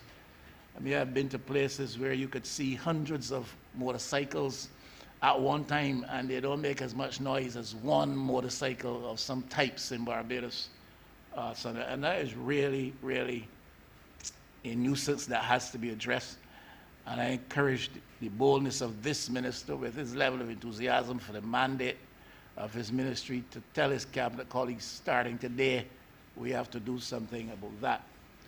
The other area, ma'am, and I will shut my mouth, has to do with the fact that I see about 1,000 young people out there, some not so young. I see about 1,000 young people out there in fluorescent jackets all over this country, helping with our beautification and debushing programs and in the botanical gardens of Waterford Bottom and all kinds of places. Now, my question is, how were these jobs, and I'm glad the young people have the jobs, but how were they allocated?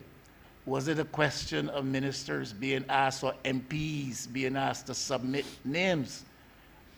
If that was the case, I want to know why the Honourable Member for St. Michael West, who's legitimately seated here, was not asked to submit a name or two. St. Michael West people are suffering too.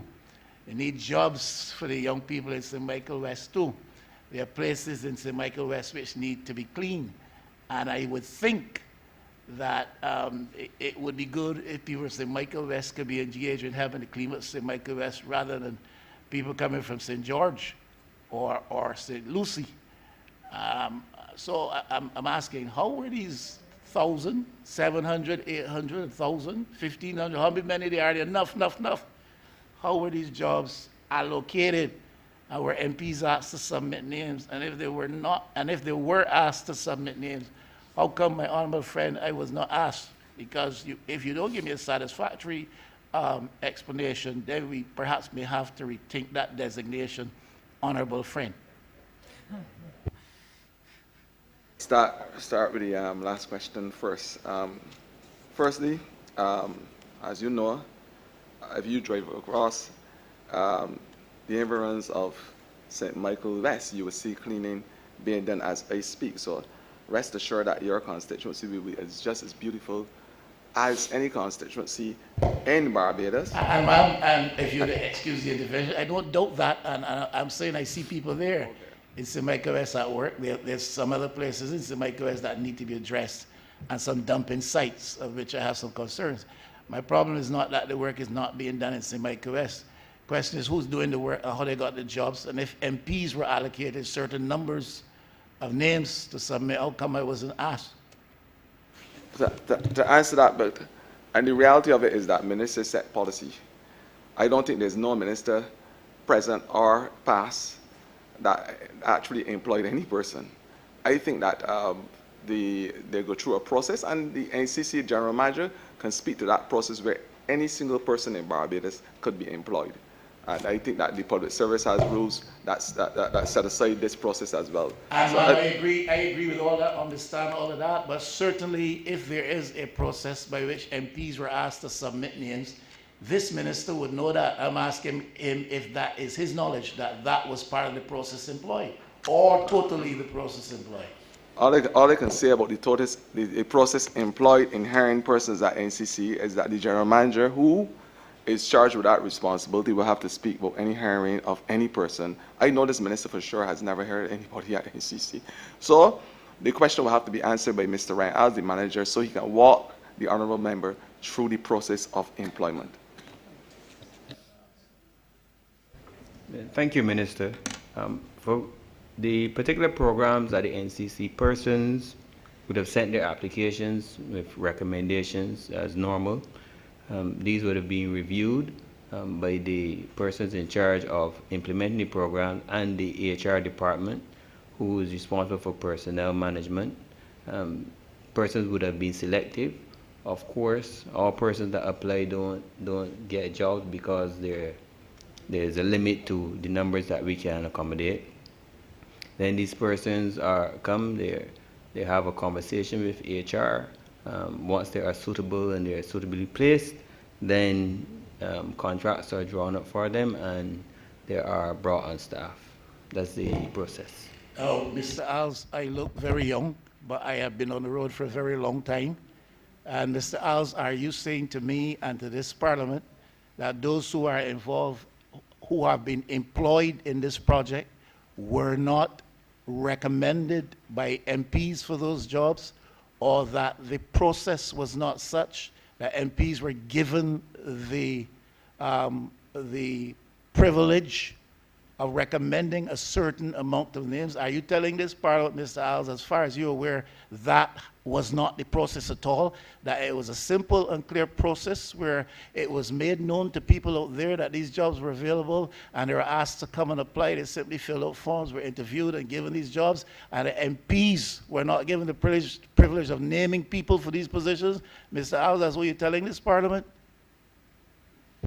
The General Manager make it as crystal clear, as limpidly clear as possible, that there is a process for employment at the NCC, which involves whether it is by advertisement, whether it is by radio, whether you find out because somebody whispered to a blackbird, drop it off the back of a bus, that there is opportunity at NCC, and you go and apply. That's what I heard him say just now. But that application process. With all due respect, I first addressed the question to the Minister, who declined to answer, and pass it to Mr. Alves. I am now speaking, therefore, directly to Mr. Alves. And I ask him, Mr. Alves, to confirm that he is saying to this Parliament that what I am indicating or querying was not the process used, and that names and numbers, rather, were allocated to MPs, and that the names and applications resulted from that, and that was the process. If Mr. Alves is saying to this Parliament that I'm wrong, well, Mr. Alves, please say clearly that I am wrong. Hi, good morning again. Persons are always recommended by MPs. This happens on a daily basis.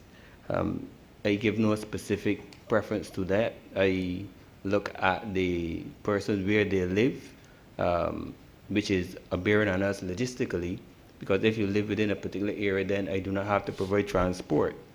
The selection process is dealt with by the HR department and the officers who may manage that particular program.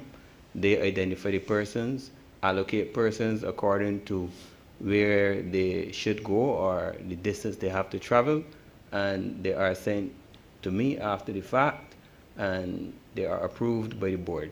That's the process, and we follow that process. Ma'am, I am still not clear, and I'm sorry for the delay. Reverend, Honourable Member, Leader for the Opposition, I am not certain if they haven't answered you to the best of their ability. Well, I don't know if they've answered me, ma'am, with all due respect, to the best of their ability, but I certainly am not clear.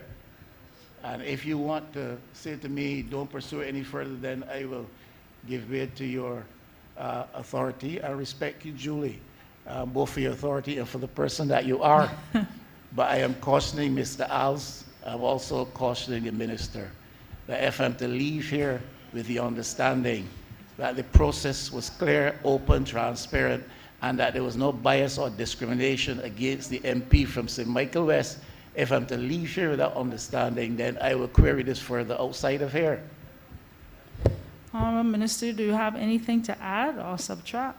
No, I'm going to Before we the move news. on? Right. The Minister asked about the noise, and he rightfully said it was a nuisance because under the Health Service Act, there's subsidiary legislation which speaks to noise as a nuisance. And I think that once this nuisance is identified, there is a process that is followed involving the police.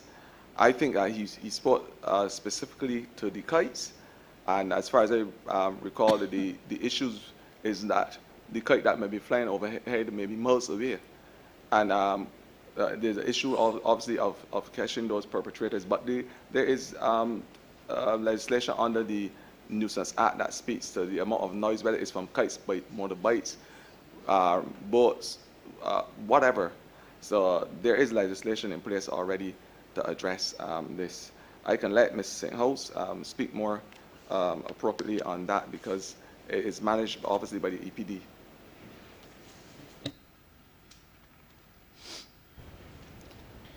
Good morning again, Lisa Stenhouse, Environmental Protection Department. In addition to the legislation the Minister Ford just mentioned, the department has developed a noise policy which speaks to a legal framework for the management of noise from many different sources, including industrial noise, noise from a business which may potentially affect its neighbors. We are also right now in the process of developing drafting instructions for noise legislation. The Health Services nuisance regulations the Minister mentioned. We have a few challenges with enforcing that legislation, and we're hoping that with the drafting instructions and new noise legislation which specifically speaks to noise and also identifies standards which must be met, that we'll be able to strengthen the legal framework for policing noise in Barbados. Thank you. Any other questions? Honourable Leader? Honourable Member for St. Michael South.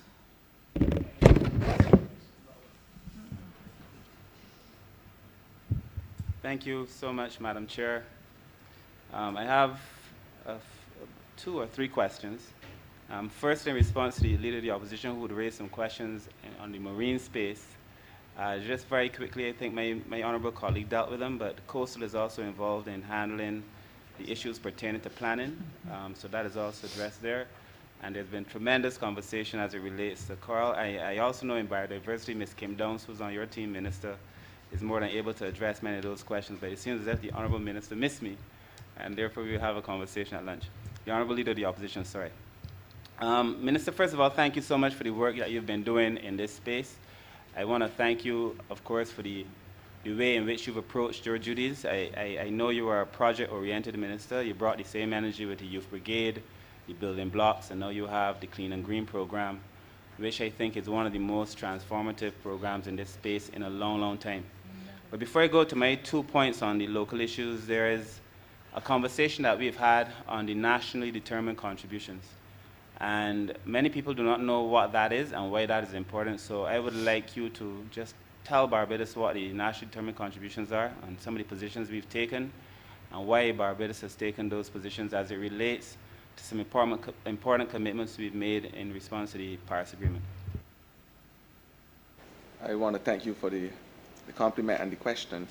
And I will allow Mr. Ron Goodrich to elucidate any further on my little submission here. The national determined contribution is a contribution that a state would pretty much tell the international community. I said in my opening statement that we are signatory to the Paris Agreement, and we have made a commitment that we will keep our temperatures as a small and developing state down to 1.2 degrees or so Celsius. We understand that a lot of the temperature increase in global warming is caused by the greenhouse gas, carbon dioxide, and the other forms of hydrocarbons and other pollutants. What we are saying as a country is the national determined contribution basically speaks to what we will do as a country to tell the international community we are reducing our carbon footprint by X number or Y number in a specific period of time.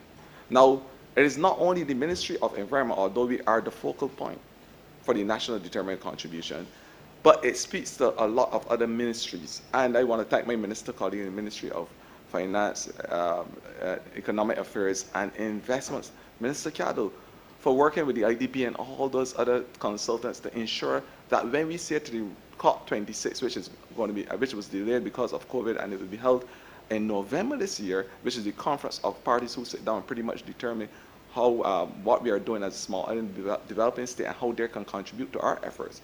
When that happens in November of this year, we are going to say to the international community, this is what Barbados is doing, or this is what our plans are going forward in the next 5 years in terms of removing the hydrocarbons or the carbon dioxide from the atmosphere.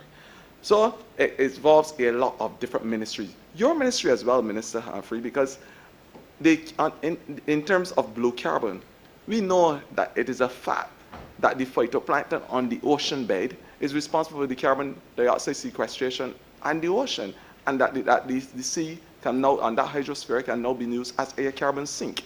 We know as well from the Ministry of Environment, which is my ministry, that the forestry, again, responsible for another 25% or so as green carbon in terms of photosynthesis of the plants. And we understand that.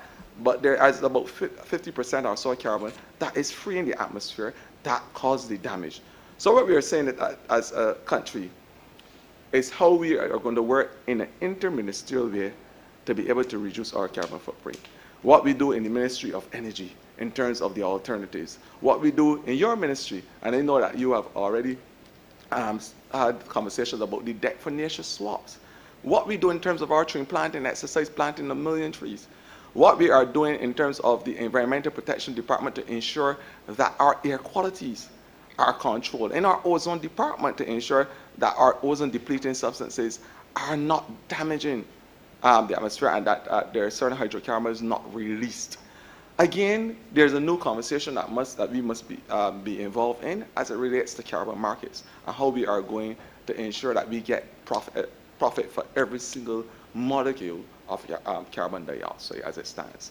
So, but I would let Ron Goodrich speak about, because he works intimately with not only the ozone department, but he is the officer responsible for let us having a policy in place to mitigate and militate and prevent the vagaries of natural disasters and climate change. Because as I speak, we can have a situation where one day we have a temperature rise of between 0.13 and 0.16 degrees Celsius, and the next day we can have flash floodings. This is the difficulty we are facing, and if we don't put a screeching halt to it, then life as we know as normal in Barbados may not be. And again, there is the Reef program, which encapsulates the whole adaptation philosophy about climate change, because we are looking at every single drop of water and how we can conserve it in a circular way, and then we are looking at in a sustainable developed way how we are going to incorporate people as part of the plan in terms of protecting from hurricanes and other natural disasters. We're looking at water runoff to your marine environment, all those things from truss anchors to rafter connectors. It is a holistic approach to dealing with the whole issue of circular Barbados. But Ron can have further discussions with you in terms of his responsibilities in the ministry. Thank you. Thank you, Minister Ford. Thank you, Minister Humphrey, for the question. When Barbados signed and ratified the Paris Agreement on Climate Change in 2016, we were then mandated as a country in a global environment to prepare what is called a nationally determined contribution. And this is a report that we submit to the Secretariat of the Convention, whereby Barbados outlines its plans and projects and programs to adapt to the adverse impacts of climate change, as well as to take action to reduce our greenhouse gas emissions. And also we will identify our needs as it relates to finance, capacity building, technology development, and transfer. And right now we are updating the first nationally determined contribution that we submitted. We're doing this through an interministerial effort, in particular with the Ministry of Finance, Economic Affairs and Investment, particularly in the Ministry of Economic Affairs and Investment side, because one of the components of the updated NDC is going to be a portfolio of investment projects which will be available to other entities to assist the government through investment to realize what our targets and goals were. We started the process of updating the NDC around this time last year, and then, of course, we had our first national pause, and that really had a devastating impact on our work, because we then had to switch all of our plans to a virtual format, and we had to undertake all of the national consultations and meetings through virtual means. However, I think that we were very successful in bringing all these stakeholders together. We consulted through government, through the private sector, as well as the NGO and CSO community, and as well as the youth. And we bring all of those together to get their input into how Barbados's nationally determined contribution can be updated. The question was asked earlier, I think one of the first questions, is how we as a ministry have integrated environmental considerations into development planning. And the Ministry of Environment for more than 15 years has had a climate change committee with representation from the private sector, from government, of course, as well as the third sector. And I think that we have been very successful in getting a lot of the ministries, in particular in Barbados, to take on board climate change in their planning, in particular for estimates and their program budgets. A number of ministries in the government now have climate change units, and these include the Ministry of Agriculture, the Ministry of Health, and also they may not call them climate change units, but a lot of the work that is done, like for instance at the Ministry of Energy, can be considered as mitigation, whereby when they undertake projects that look at renewable energy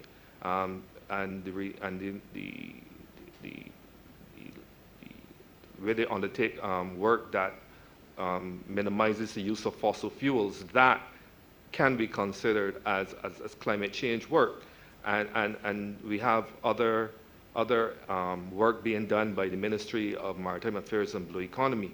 So I think we, as a government, we have been very successful in mainstreaming, as it's called, climate change considerations into international development. Thank you. Honourable Member. Thank you very much, Minister. Thank you, Ron. I just want the point to be made very clear that climate change is as real an issue for Barbados as any other issue. I mean, it's real for the fishermen, for people who make a living on the coast. It's real for all of us because it exposes us and it poses a risk. And so I understand that we may not think it is a sexy subject, but it is as real a subject for Barbados as any other subject. But my other two questions now are more specific to the nuts and bolts of our affairs.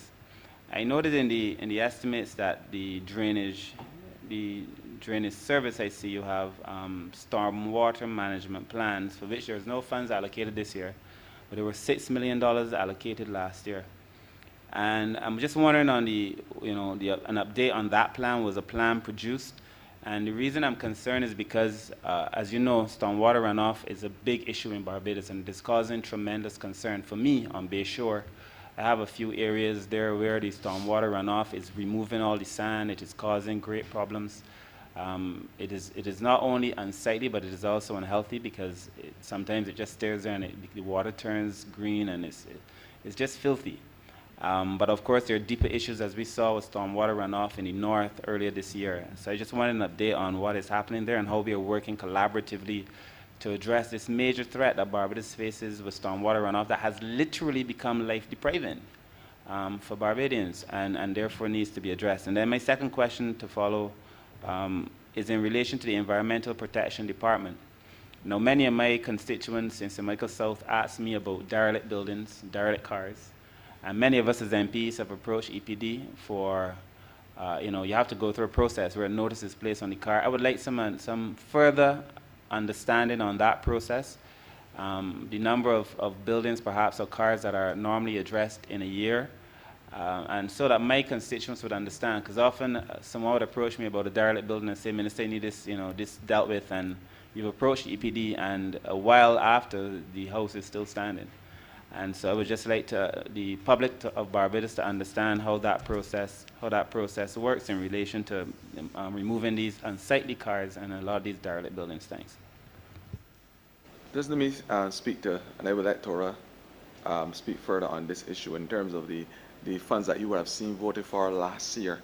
And you made reference to the fact that you see zero funds this year. That's because our ministry was attached umbilically to the Ministry of Transport and Works and Water and the previous administration. So that project has started about, 6-7 years ago in terms of the storm water and the issues of water settlement and drainage in the whole town area.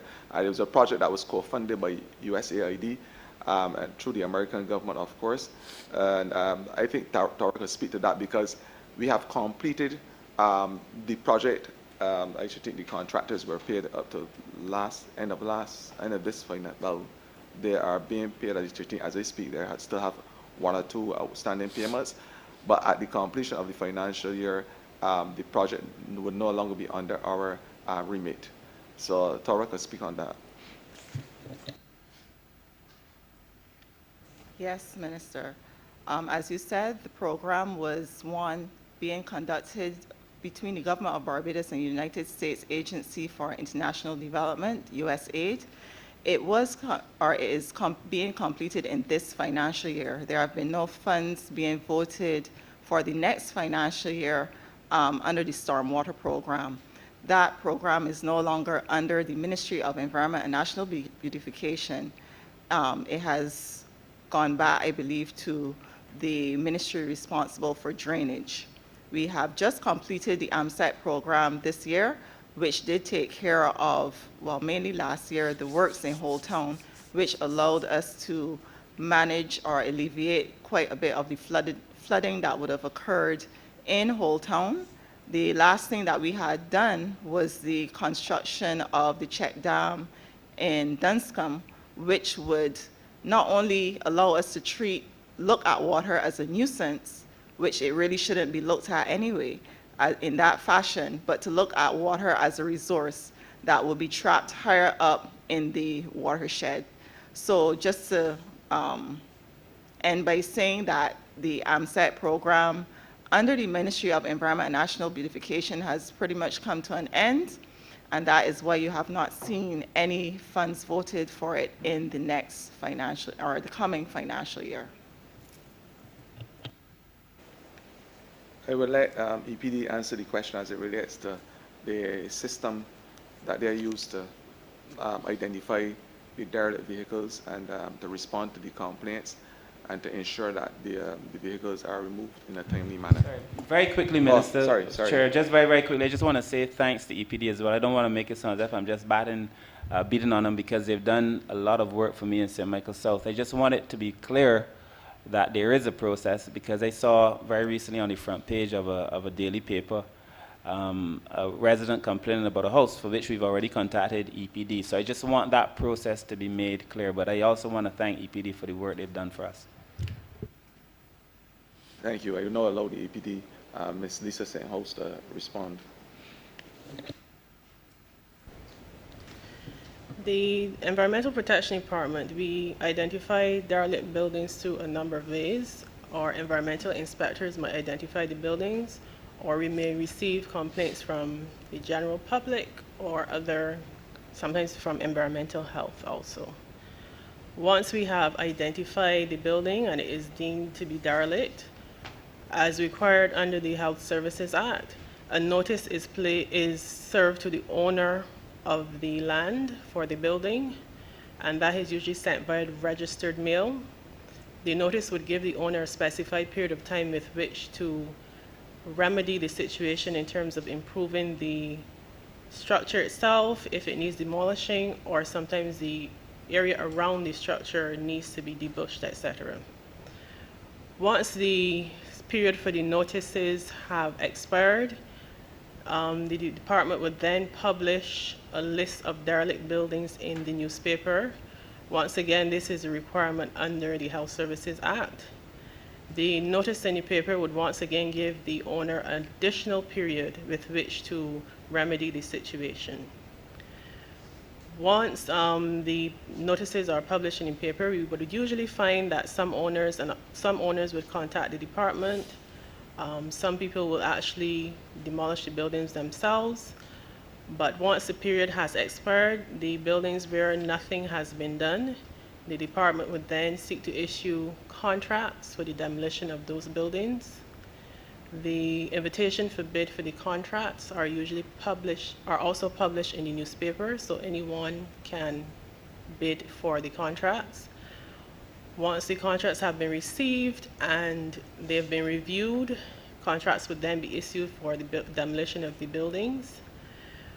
The department would also, or inspectors, once the buildings have been demolished, or the inspectors would once again visit the site to ensure that the work done by the contractor meets the standards of the department. Once that is done, the contractors would be paid, and that would be, I guess, the end of the process. In the current financial year, we would have published 127 derelict buildings. This was done in June 2020. For varying reasons, 39 buildings were removed from that list. I omitted to mention that owners of the buildings may also request what is called a stay of execution to give them additional time other than what was given in the notice to remedy the situation on the land. So that is one of the reasons why 39 of those buildings were removed from the list. And we then proceeded to demolish 62 buildings last year.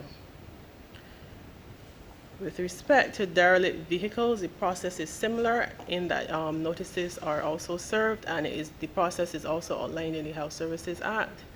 And once again, once nothing is done to remedy the situation, the department will issue contracts for the removal and disposal of those vehicles. Thank you. What I want to add is that I have said it already for the morning, that persons now have to have a sense of responsibility.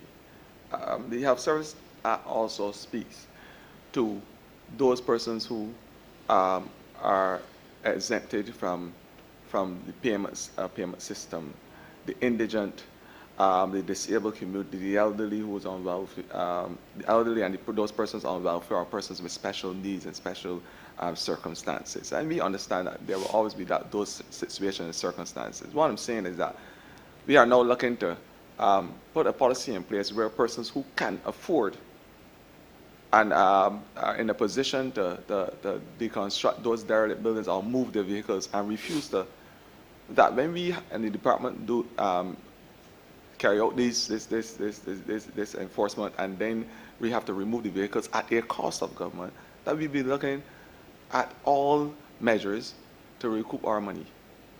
I think that's where the conversation has to go, where we will get back the money that we spend. And it is high time that Barbadians have to take responsibility for their behaviors, because it is really the anthropogenic behaviors of persons that are responsible for a lot of things we have from the pollutants back down. So this is something that we have to look at in Barbados, and I think that the conversation is now ready for us to explore these things. You are next. Yeah. You don't want to ask. Thank you, Honourable Member for St. Philip South.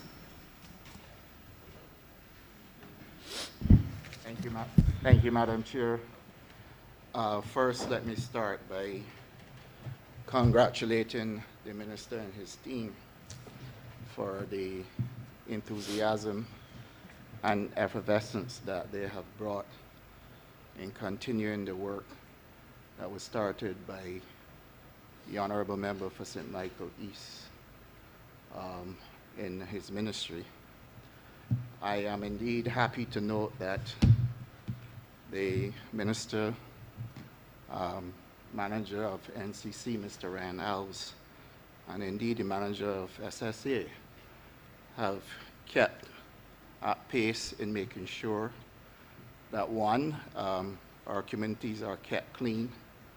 The Clean and Green program is indeed a very good initiative that I strongly support, and I want to use this opportunity to thank the Minister and Mr. Alves for bringing that program to my constituency, starting at Gemswick. For the SSA, I'm indeed happy to note that we now have trucks on the road that are collecting garbage on a daily basis, and we would have seen a reduction to almost 100% in complaints with regards to garbage collection, which wasn't the case when we first became government. I am happy to note that the performance of the ministry to date is one that sits well with the people of Barbados. But I do have a couple of concerns and questions that I would like to have addressed. And I would first want to ask the minister if at any time would they contemplate a use of SCIP's policy. Currently what happens is that a SCIP is located in a community or on a beach, and almost anything is entered into that SCIP. Dead animals, old furniture, suitcases, almost anything. And the time has come where if we are going to reach a 21st century requirement, then we need to start to look at the nuisances in our society, and this is certainly one. And I would want for the minister to tell me if in fact they are considering use of SCIP's policy in parks and beaches and within communities, which will help with the reduction of the disposal of animals and old furniture and those sorts of things in the SCIPs that from time to time may last for a fairly long time before they may be removed. But of course, Minister, I don't think that the ink dry before you ask that question, because it is not only a policy, but I have had conversation both with Prime Minister and the AG on ensuring that in the not too distant future, that community SCIPs will be just for that purpose. Communities, and that there's the delivery of bulk waste and certain material, that will become a thing of the past in terms of what goes into the SCIPs, because the SCIP really, truly, the SCIP is put there for a community to utilize and to have the benefits of. So your point, your question and your comments are very, very, very accurate in terms of what we need to do going forward. I don't know, I think that I can let the chairman expound a little more on the fact that the SCIP program is now something that we are rolling out, that we are getting a number of SCIPs to bear in communities. And he can also talk about... Honourable Minister, sorry to interrupt, but the question was on policy, which lies at you rather than your team. Yeah, but the policy question I answered, I was just wanting him to look at the fact and to give an update on the SCIP program that we are having, so that he can speak about the SCIP, and then I will let the general manager speak about any challenges she's having with the SCIPs. But the policy, as I said just now, is something that we are going to be bringing to bear, because we understand is a concern. Okay, but we have to keep the questions concise, so if that were the question, we will come back to the SCIP issue again. No problem. Madam Chair, I wish to follow up with dumping sites, and this is something that is of particular interest to me as Minister of Agriculture and Food Security. And I wish to raise the alarm with regard to the many dumping sites that we have right across Barbados, but particularly in St. Philip. Madam Chair, in your constituency between Sanford, Tree Houses, Bailey's Plantation and River, that entire area is used as a dumping site where people who collect garbage or... And Fairfield, don't forget. And Fairfield will use that area for dumping of almost anything under the sun. I'm surprised that we haven't found bodies over there as yet, but we found everything else so far. And therefore, Madam Chair, I have to traverse the area as Minister of Agriculture. Sometimes you see vehicles pulling over there they wait until you pass, they even turn around and come back. And the time has come where this area must be flagged for surveillance so that we can bring an end to the illegal dumping practices that are taking place within that locale. But equally, at Edgecombe Plantation and Pussum Bridge, you have a huge amount of dumping taking place over there, where people literally come from any part of the island, and rather than go to the location where garbage is received, they will come to these plantations and dump garbage illegally whilst collecting payment from people for transportation. There are no fees anymore for carrying the garbage to the garbage site, but they find it convenient to go to plantations and farmyards to dump garbage. And again, I would wish for this to be flagged as one of the things that we would get immediate action on for surveillance. And Foul Bay in my constituency, I mean, Foul Bay has reached the point now where I've spoken about it several times. I posted it on Facebook. I've asked the manager of the NCC to remove the skip so that we can stop the dumping that is taking place there. But yet still people continue to dump everything they possibly can think of at Foul Bay. Foul Bay is a place for recreation. And it is unthinkable that Barbadians will still come to Foul Bay to dump garbage in the manner in which it is being done. And I would like also for the minister to tell me if there are any plans to right this wrong by the people of St. Philip South by putting a surveillance program in place there as well. And I know that you will also say that the dumping of garbage is also a threat to food security and the agricultural space. The reality is that, and I know you would agree with me when I say that, it is difficult to legislate a culture.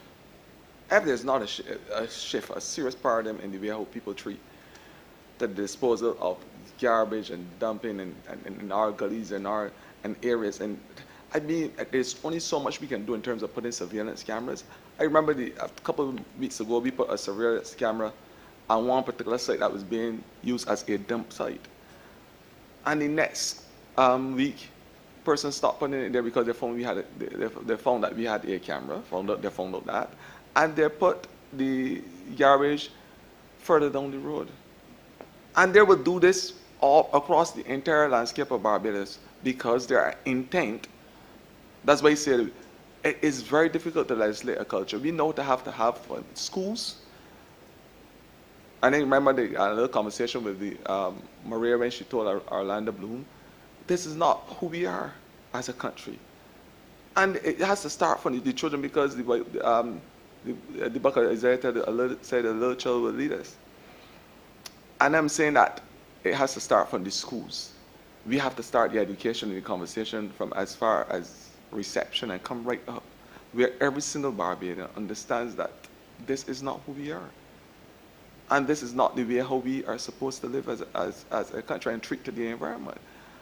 I don't know how better way I can discuss this other than to tell you that Barbadians must see Barbados as an integral part of their being, and understand the beauty and aesthetics of this country is just as important as getting out in the morning, putting on lipstick and doing your hair.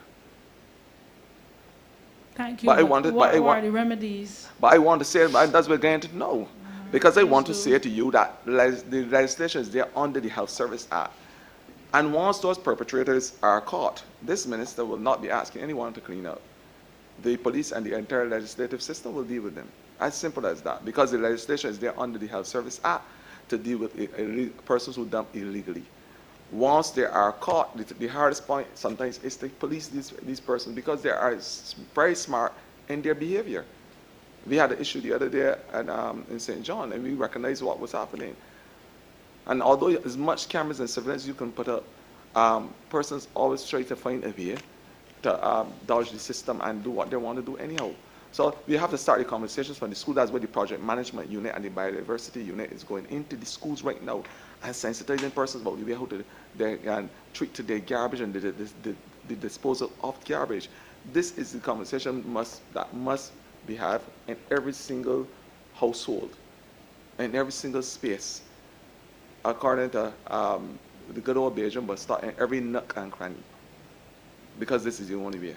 But there is legislation there, and we are going to make sure that once those persons are caught, they will have to answer to the legislative system. Final comment, Madam Chair, if you would allow. Sure. The issue of large and small trucks. There are some communities in Barbados where the large trucks simply cannot turn around. And you will find that in those instances, garbage may not be collected. I have, for example, in Jemswick, in my constituency again, where there's one lady whose garbage often is not collected simply because the large truck can't get down in the space. And this has happened simply because the owner to the front of her determined that he doesn't want anybody or any vehicles to traverse his land. So he has put up a guard wall and left a very small space. And now this lady cannot get her garbage collected on a frequent basis. I believe your PR person would have seen this firsthand and would have dealt with it. But I would like to recommend that consideration be given to a small truck going in that area so that she can get her garbage collected. This is at Jemswick. And also I wish to recommend that the persons going out with the trucks, and they do a tremendous job under all types of conditions, removing all types of garbage. But I would also like to, in addition to thanking them, ask them that when they put back the garbage receptacles, they put them back in a proper place rather than just throw them anywhere and drive away. I want to thank you for your observation, Minister, because I understand the concern, and I want to say to you that it is a problem that we are dealing with every single day, and the challenges associated with getting into communities and the trucks getting in, because there's either a derelict car in the way, there's either an inconsiderate association with neighbors where persons block passages from other persons. This is something that we are challenged with at the Sanitation Service Authority. And I know that you are the minister that deals with the apiculture and bees and stuff, but we have acts in this ministry too, little small acts. And we have put in our estimates, and the minister, the manager of sanitation can talk about what we call the acts, the little small trucks that go into the small areas of the community, because we believe, like yourself, that we need to have big trucks for the big areas and smaller trucks for smaller areas, so we can get rid of some of these unsightly skips that are placed in the community. But the manager of the sanitation can speak to that. Good afternoon. In this year's estimates, we have made provision for the purchase of 4 small trucks, the ants to which Minister referred. So hopefully when we get those trucks, we'll be able to go into the small areas where the big trucks cannot now traverse. Thank you. Honourable Member for St. Philip West. Thank you very much, Madam Chair. I have 3 questions, and I'll ask first and allow you to answer. The first one relates to the Natural Heritage Department. In its statement under the sub-program 0555, it says that the Natural Heritage Department is mandated to upgrade, diversify, and protect Barbados's nature tourism product through the development of sites that can serve as attractions and recreational areas, while providing opportunities for scientific research and the creation of business opportunities. It is the last part of it on the scientific research and the creation of business opportunities that I'm very interested in knowing what are the programs that are currently undertaken by the department in these particular areas, because as the minister responsible for culture, I have a number of people who come in to me from time to time looking at things like beekeeping and looking at creating a medicinal herbal industry. So I'm just curious as to what is available under the Natural Heritage Department. And to further elucidate on your point, we are also responsible for gullies and ecosystem management in terms of the natural heritage, to bring that touristic project and product to the gullies and the natural environs. And also that our ministry is signatory to the Ramsar Convention, which deals with wetlands, and there's a wetland in St. Andrew there's one in the Chancery Lane area, and then Graham Hall, a natural ecosystem and wetland. So the Natural Heritage Department, they are certainly responsible for a lot of other things as well, but I would let Mr. Steve Devenish speak on the area as you asked about the scientific interventions and the scientific research and research, business right? development. The research and the business development for the Natural Heritage Department. Thank you, Minister. In terms of the reference to protected areas and also tourism development, sometimes our projects are directly singular projects, and sometimes this work occurs through partnerships with other ministries. Sometimes this work occurs through partnerships within the ministry itself, the Biodiversity Unit, the Botanical Gardens, and other components. Because of our resource challenge base, we tend to more focus on specific projects. For example, in the coming year, we will start a regional project which is called Sustainable Land Management, and this is a regional project that is encompassing 8 Caribbean countries, including Barbados, and we're looking for co-financing from the Jeff facility.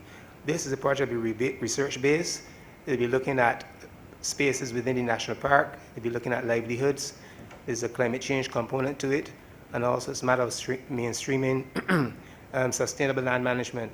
The research itself does not occur very often in a specific project, but sometimes we partner with the University of the West Indies, where we may provide funding for particular research aspects, whether it be ecosystem research or other types of research. In addition to contributing to tourism development, this occurs in a planning perspective. Very often when plan applications are submitted for development within Historic Bridgeton Garrison or within the national park, these have a very important community component and livelihoods component.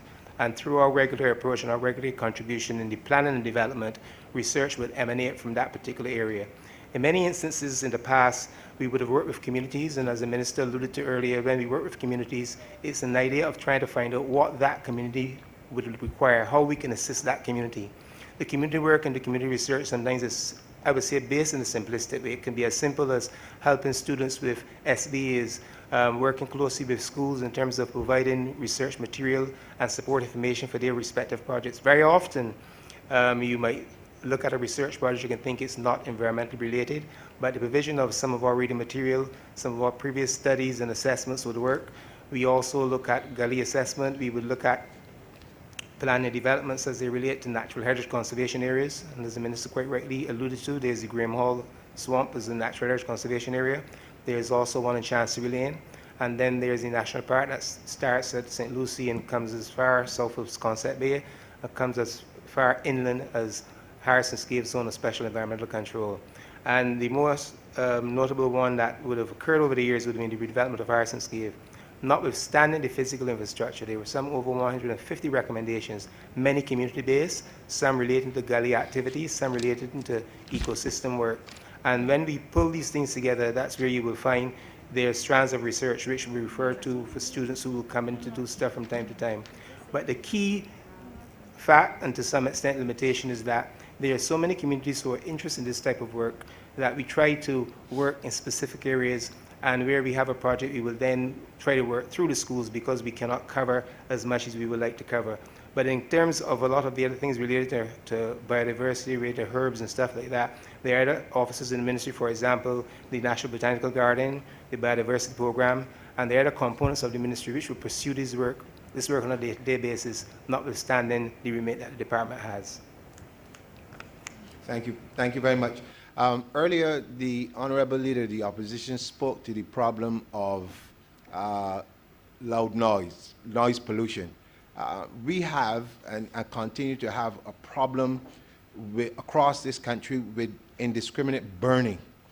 I want to know where you stand, and especially when it comes to things like what we've seen on a number of sites where you have tires that are being burnt and burned for days on end, and we are talking about recycling. And if I may, I would like to suggest that a quick look at YouTube, and one would see what people are doing with tires all across the world in terms of using them for making furniture and all sorts of things. And maybe this is something that could be spearheaded by the ministry in its efforts to do upcycling and things like that. But as it relates though to the burning of stuff and tires and all these things across the country, what is the position of the ministry, and what are your plans to tackle this problem? First of all, let me say that under the Health Services Act and the nuisances regulations, smoke, burning of fire and creating smoke is a nuisance. And any person who comes contrary to this Health Services Act, there could be exposed to the full extent of the law. And as far as I know, in order for a person to burn or to create fires, they now have to apply through the fire service. That is as far as I know. But under the Health Service Act, once a person is caught burning stuff or lighting fires, they can be charged. So I think it's a matter of policing. With respect to the tires and what we intend to do with the tires, I would like the chairman of the Sanitation Service Authority answer to that query. Good day, Honourable Member. The Sanitation Service Authority, recognizing the substantive issue associated with tire disposal, and we are receiving hundreds of thousands of tires every year. You've mentioned the possible dangers and difficulties with fires associated with that storage. Has planned a project involving a tire shredder and a recyclable program with private enterprise, where the tires, as opposed to be just stocked in our landfill, will be actually utilized for further production, possibly being utilized in the paving of our roads. Within this year's estimate, you will see a sum set aside for the acquisition of a tire shredder, and we are actively in discussion with some members of private enterprise in terms of how we can bring that to a recyclable program that can be utilized for the benefit of the nation. Thank you very much. Thank you very much. And my last question is, Minister, this one might be a little ticklish, but I have to ask. In terms of the farming community, for a long time now, they've been complaining about the threat of monkeys to crops.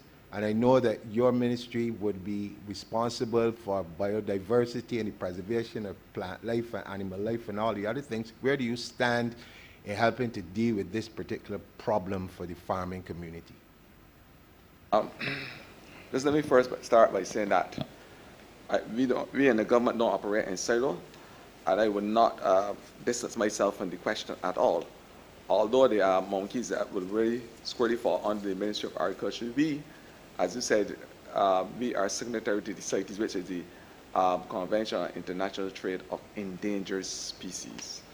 At the different appendices, we talk about species which will become endangered because of mankind and mankind behavior. They may be endangered become endangered because of trade practices. What we are saying in the ministry is that there must be a scientific approach to dealing with the monkeys.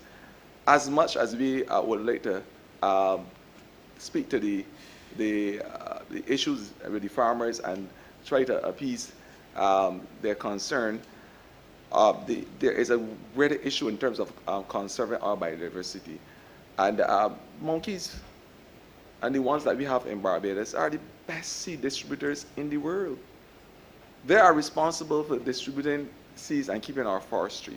So they have biological diverse potential, and they have importance in terms of the whole ecosystem's management. They are able to bring fertility to soil. They are, with their action, they eat small insects from off the leaves, even mosquito larvae. So there are a lot of advantages and potential with the monkeys. The challenge is to make sure that we have that balance so that we don't become an invasive species in a domesticated way, and then also to ensure that they are not a threat to our food security.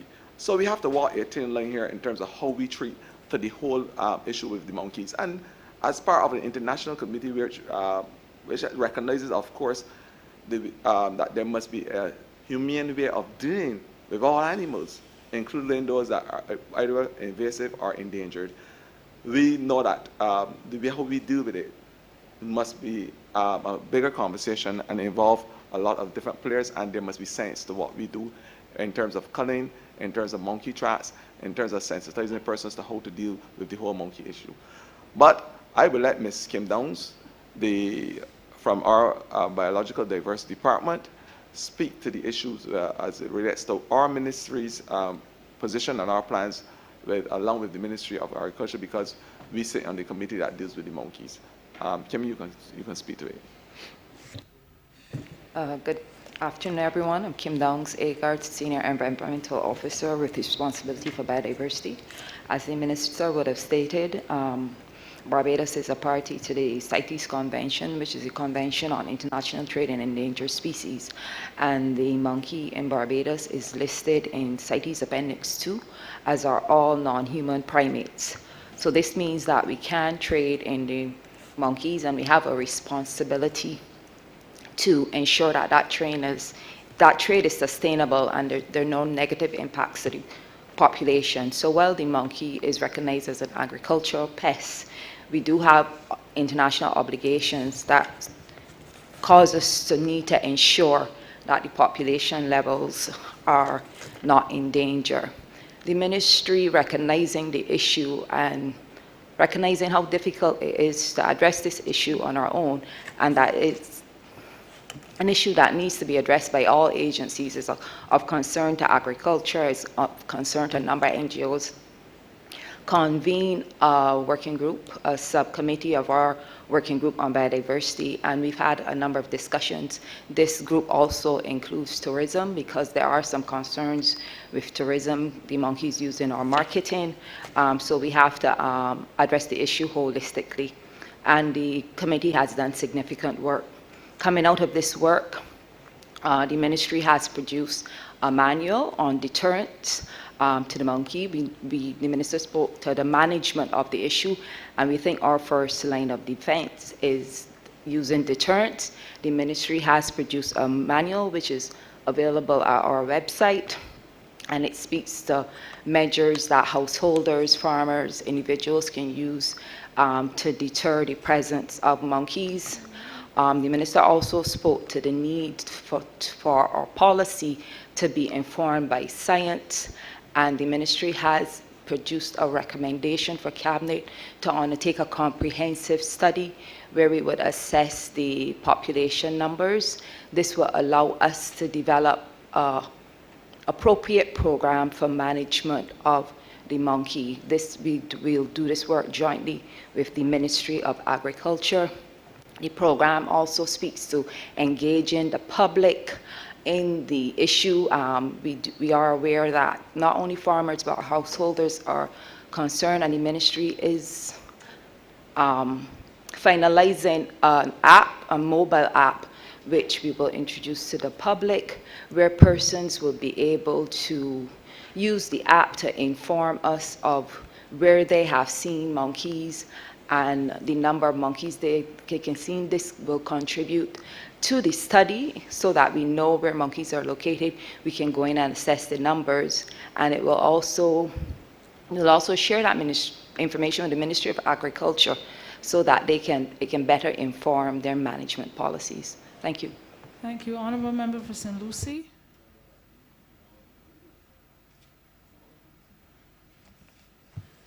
Thank you. Thank you, Madam Chair. My intervention will be very brief, short, and to the point. I want to congratulate the Minister for the excellent work he and his team they are doing within the ministry in the various areas. I want to ask 3 quick questions, and I will do so one time. please. I want to know what is the maintenance plan of the ministry with respect to parks across various communities, because we've seen some of them run down and repeatedly so. I also want to find out what or how does the EPD respond in relation to problems that you have with complaints from residents as it relates to dust and environmental hazards. That's two. And the management of the, this may be interministerial, but the management of the sargassum seaweed. We have the beach at River Bay again, festered with seaweed, and nothing has been done for the past, I would say, weeks or almost months. So I want to know what is happening in relation to these things. How will the ministry address those three questions? Thank you. Honourable Minister, I want to get in two other persons, so brevity. Yeah, but just pass on the questions. I will just pass on the question to, and they can answer in this order. Thank you. Minister, the manager of sanitation, Ryan Alves, sorry, the NCC Ryan Alves can answer the question as it relates to the maintenance plans of our parks. The EPD can answer as it relates to the compliance, dust pollution. And the sargassum seaweed, I don't think that falls smack in our ministry, but if it does have anything to do with our ministry, EPD can also answer that as well. Thank you. Thank you, Minister. Good afternoon, Honourable Member. Reference to the question on the maintenance of the parks, it is an issue of resource availability and the lack of equipment to do such. Within the estimates, the upcoming financial year, we do have some equipment there, and as soon as we have the funds available, that equipment will be purchased, and we should be in a better position to manage those parks consistently. Note that the equipment will be allocated to the northern parishes for the northern zone, and once that equipment is there, we should have no problem in maintaining those areas. Reference now to the question on the sargassum seaweed River Bay. Maritime Affairs has the responsibility for the seaweed. However, at the River Bay area, NCC maintains that responsibility and works with the soil conservation unit within the Ministry of Agriculture. They have the requisite equipment that is required to clean the River Bay area, and we utilize our trucks and to transport the material out of there. The conversation has been had with the officer in charge of the soil conservation unit, and he assures us that as soon as the equipment is available, we can tackle the problem. He anticipated that that would be within the next week or so. Thank you.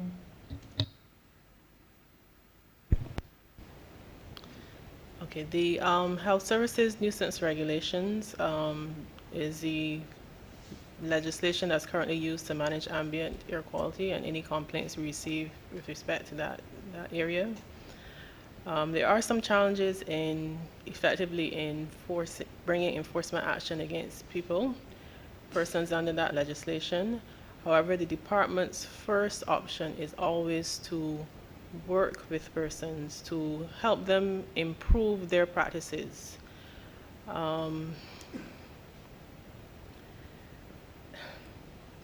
We are looking at an ambient air quality policy,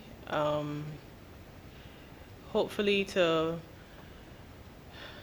provide a policy that will provide a legal framework for monitoring ambient air quality, eventually bringing legislation which would allow government to effectively regulate those type of activities. Thank you. Thank you. Honourable Member for St. Thomas. Thank you very much, Madam Chair.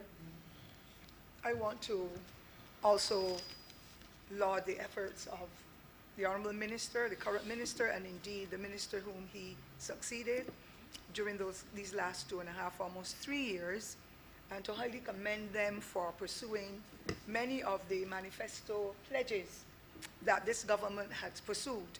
We know that COVID-19 has played a tremendous role in setback of a lot of what has taken place, but I want to indicate how happy I am about the plans for the botanical gardens, and I pray that we will all have the opportunity as it starts to unfold and as it comes to a measure of conclusion, that we will all be able to celebrate, to visit, to recreate, and to do all the other things that we know families can do because of the limited spaces across the islands for recreation. Of course, when they look at what's happening, especially in those areas where we have the housing units and so on, space is still very limited. And I'm sure that the Botanical Garden will be able to give that kind of ambiance and opportunity for them to celebrate and to do whatever else has to be done in that wonderful space. I have a particular interest, as you would know, ma'am, with the Heart of Barbados location. We have the Environmental Protection Zone in St. Thomas, and of course it impacts on the lives of many of the citizens, particularly those in Island View. I wanted to find out through the Honourable Minister and his staff what plans there are for our heritage site location in Sturgis, at Sturgis number 1, that has been the bedrock of all the activities that take place and the culmination of such for the Heart of Barbados for so many years in the past, and the kind of rekindling of community spirit where people donated their time, they volunteered their time for free. They worked with the Heart of Barbados project for those years, and it was a kind of explosion that I have not seen perhaps in almost 50 years in my life when it came to community participation and engagement through the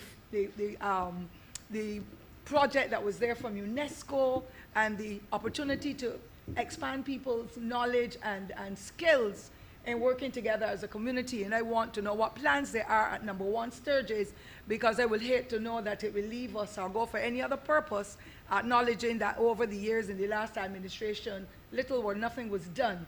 And of course, the place started to fall apart. But now that we have had the regathering of 2020, I believe that that location needs to be well examined and upgraded, because that is where we have held weddings and fairs, all kinds of activities to be able to celebrate, and you know we're limited. The other, so I'd like the minister please to indicate to us through his team what the plan is, and I'm going to just scrap the one with the fire aspect of things that they had, and I also want to indicate to the minister that our plans for community cleanup was started, in national cleanups. Many communities started out, but COVID impacted, and I want to know how are we going forward with it, because we've seen a rekindling of spirits across the island, not only with the teams that are helping with MTW and NCC across the island, but of course we have neighborhood watches and other community groups that are willing to assist once they can get the support from the various entities and the private sector for the bags and the trucks and so on, to be able to dispose of the garbage and the other things that impact on us. And the only final one is to do with what is happening in St. Thomas. I heard the Honourable Member for St. Philip South speak of what's happening in St. Philip, but it is sad that many of the persons in Barbados who have vehicles, motor vehicles, seem to think that the center of Barbados is the dumping ground. And you know we have the Mangrove landfill, we have the Beast Bottle fiasco. I got here this morning because of another dumping ground near Lester Vaughan School, and it therefore frightens me, because people put their garbage in the vehicles and drop it in the nearest gully. So the gully at Jack in the Box, that is similar to what is happening at the Welchman Hall Gully. If you tour there, ma'am, you will see the beauty of Barbados. People are dumping there every day. And therefore, I want to know if, and when, I should say, cameras will be coming to St. Thomas to help us as well to be able to identify those culprits, because I know that you can legislate so many things, but you can't legislate discipline or a culture. And some Barbadians have become extremely untidy and disrespectful to our environment, that we have nothing else to bequeath to our children and our generations but our environment. So I want to know when next we will be able to get, in the lineup for cameras for Vaucluse, and for Hangman's Hill, and the Honourable Minister for St. Philip South, remember, spoke about not finding bodies in St. Philip yet, in the areas where they're dumping, but we have had bodies across the length and breadth of St. Thomas. Hangman's Hill, Vaucluse, Duke Stenhouse, strangers, up until 2017, crop over another young man, and I think he was from St. Philip too. And so I just want to get some clarification on it, because numerous questions are coming from the residents and others, and I would wish for us as a people to become even more conscious as to the role that our environment will play, and that once we come together as a people, we can make the difference, because the resources we have now and the entities that work with us in disposal of our garbage and helping to build and to educate about environment was not in existence when I was a child. But our people then were more disciplined, they conformed, they did what they have to do with dignity. And I would like for us in our educational programs and so, or through the minister who will indicate what educational programs they are, to help us to be able to achieve some of these objectives and these goals. Thank you, ma'am. Thank you. I just want to say the two last questions I would just answer quickly in respect of time. The Clean and Green project, this will be extended across the length and breadth of Barbados per constituency, including the legal constituency of St. Michael West, of course. We have started to put cameras there as well. And I want to say for your camera program, and the cameras that you asked about, we will be certainly partnering with a private entity, because corporate Barbados understand the pain and suffering that governments, past and present, have had with the issue of illegal dumping and the whole issue of ecosystems management. And I am happy to say that there are a group of private entities and companies who decided that they want to partner with us in terms of providing cameras free of cost for government, so that they can be involved in the fight in an integral way of capturing those persons who run afoul of normal disposal practices. So I'm just making a promise to you today that your camera concern will be sorted out, and to let you know that the Clean and Green project will go in every single constituency, every single community, and we will be rolling it out across the length and breadth of Barbados. The issue of the plans and development of Sturgis, I will let Mr. Devonish speak to those plans. Thank you, Minister. Good afternoon once again. The programs which the Honourable Member for St. Thomas alluded to over the years had formed an integral part of the work of the Natural Heritage Department, and those programs also were an integral part of the concept of integrated planning and development of livelihoods. We were back on stream to revitalize such programs as part of the regathering process, but as you know, COVID put a stop to that. Basically, St. Thomas was the next parish which was due for celebrations. Since that time, we've had discussions with some private sector people. We've had some discussions with the Culture Division. We've had discussions with other interesting people who organize events, and what we're looking to do is to revitalize some of the programs on an individual basis. Within recent times, we also had a discussion with the Cables of Barbados Limited board when they were meeting with the Chaka company from Jamaica, which is scheduled to take over the management of Harrison's Cave. And their program had outlined a series of community programs which would build on those things that we would have done before. They have indicated a willingness to work with the community. They have indicated a willingness to develop with the youth in the heart of Barbados, and to also provide some level of support for our annual 10K and 5K race. The idea of the respective programs, we've been looking for partners, and where possible, the department will provide some limited support.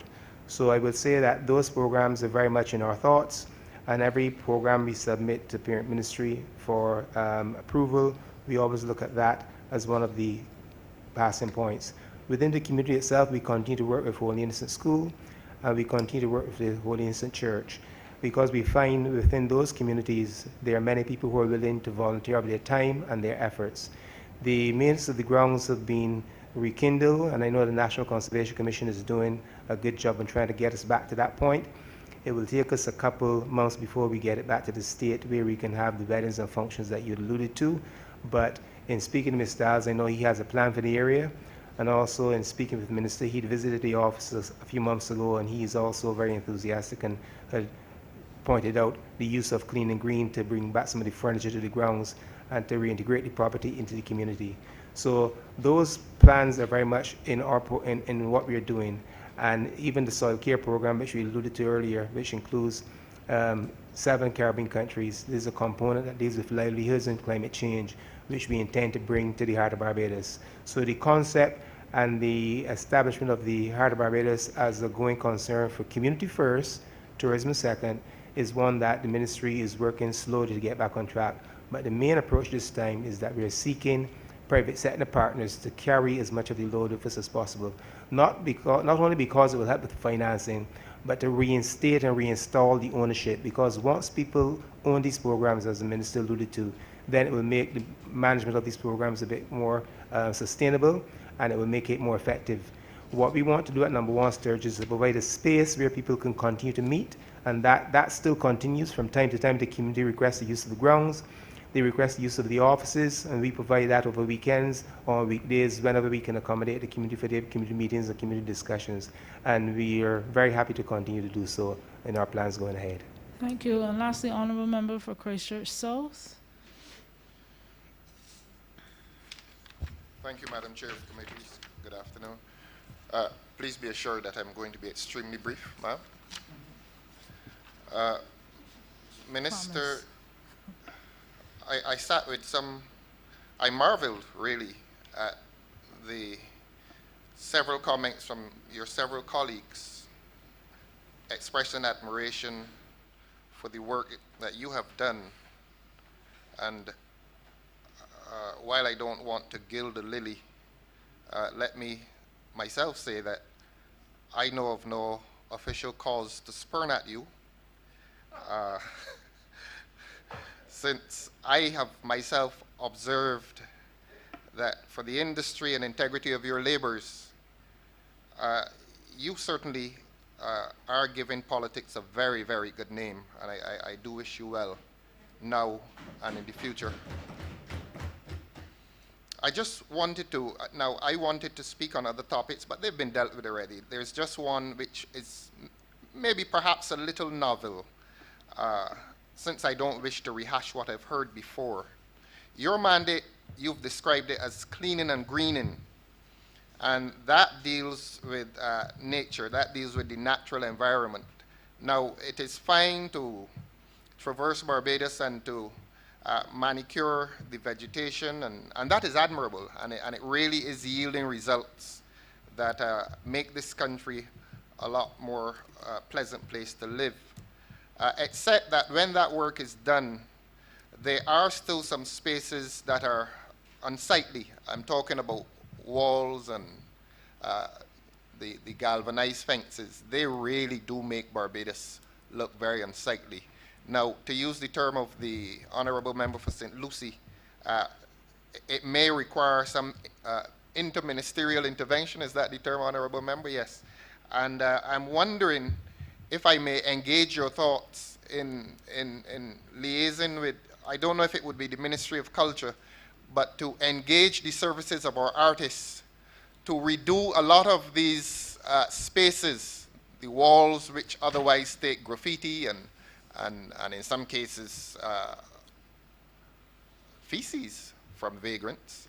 If we can engage the National Cultural Foundation through the Ministry of Culture to have these spaces painted and redone in an artistic way, because we have a lot of artists in this country who are unemployed and underemployed.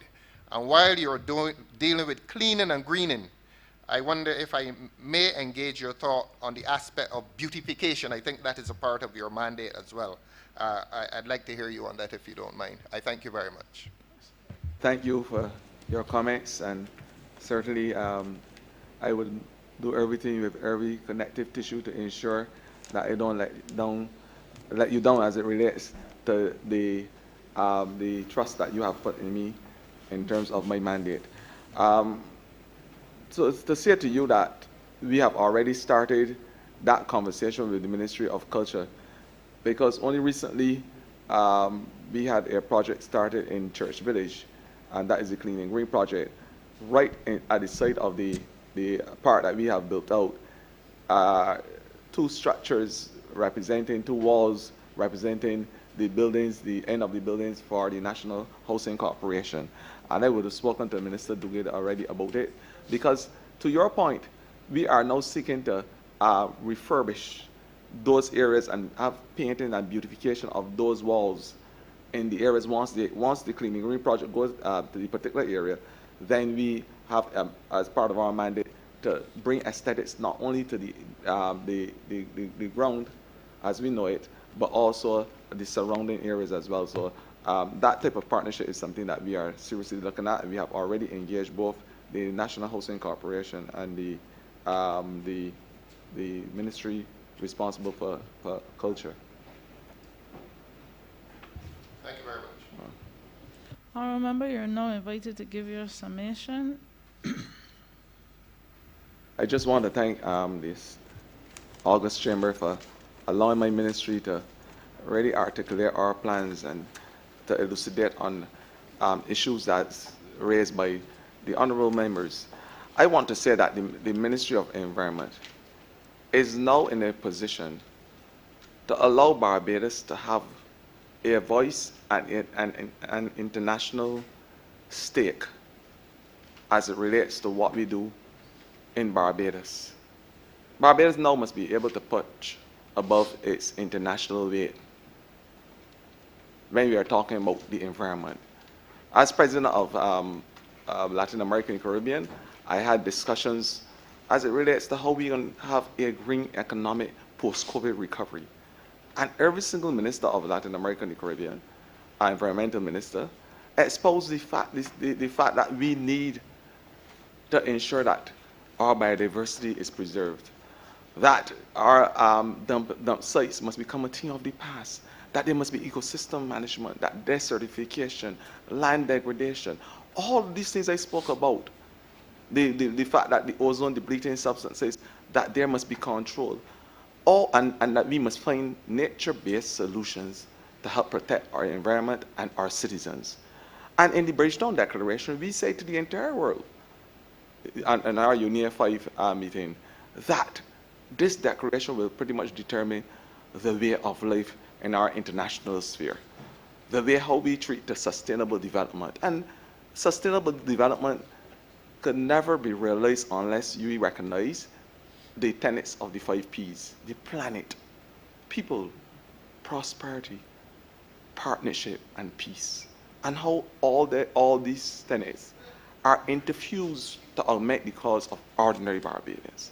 We have the Clean and Green project that will basically reform and reshape the geographical space as we know it, Barbados, a little country, but the leader in terms of the small island developing state. I said in my opening remarks that Barbados must be the most beautiful place in the Western Hemisphere. There is the botanical, someone said the world, in the world, my apologies. But we have the botanical garden, a botanical space like never before seen in Barbados. And we are going to ensure that everything is conserved in that space that speaks to all the issues that we are faced with, and to allow it to have that international appeal that this country so urgently desires. We are going to inform what we do with the sciences. And in terms of the sanitation, we have started to look at ensuring that the operationalization of this sanitation is on par with any collection agency in the world. With now the new trust to have the carts and the lifts associated, and then to have the GPS on cans across Barbados. We are going to bring the technology and the science to bear. But how it affects ordinary Barbadians is the most important conversation. When your environment is clean, what is the psychosocial benefits to it? When you have those spaces that you can recreate in. These types of conversations we need to have in Barbados, and I'm saying that I am going to work with every single sinew to ensure that the environment has a voice, it has a space, and that the programs and projects in this ministry redound to the benefit of every single Barbadian. I am saying today that the little nugget that says cleanliness is next to godliness is not a nugget that you can buy in the supermarket and put in a frying pan. It is a philosophical nugget for me. And it speaks to the fact that there is a maxim that we espouse at Latin America and the Caribbean around meeting. And it says that we must build forward better. It is one that I want Barbadians to hold close to their hearts. We must build forward better, but the only way we can build forward better is if the environment is at the center. It must be the fulcrum for any type of development and sustainable recovery post-COVID. So with those few words, I want to say that I am here ready, willing, and able, along with my good officers who I want to thank unreservedly for spending 3 hours of their time here to tell the rest of Barbados that the environment is ready, is willing, and is able to partner with ordinary Barbadians to augment their cause. Thank you. Thank you. And with that, I pose the question to the House that Head 32 in the amount of $39,690,227 stand part. All honourable members in favour, please say aye. Aye. All those against, please say nay. Methinks the ayes have it. Madam Chair, I'd like to move that you do no report as under the Speaker. Progress and seek leave to sit again. Second that. The question is that I do not report to His Honour the Speaker progress and ask for leave to sit again. All honourable members in favour, please say aye. Aye. All honourable members against, please say nay. Methinks the ayes have it.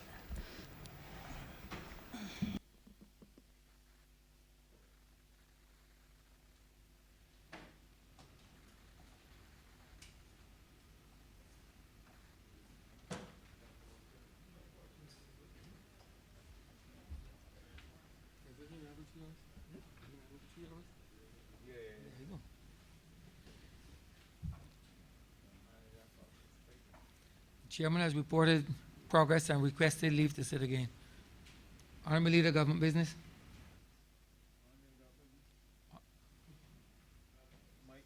Mike, please. I think I like the Senate, you know, they were automated. Mr. Speaker, I would like to propose that we suspend now for lunch and return at 3:15. The question that this Honourable Chairman will be suspended until 3:15 p.m. All those honourable members in favour, please say aye. Aye.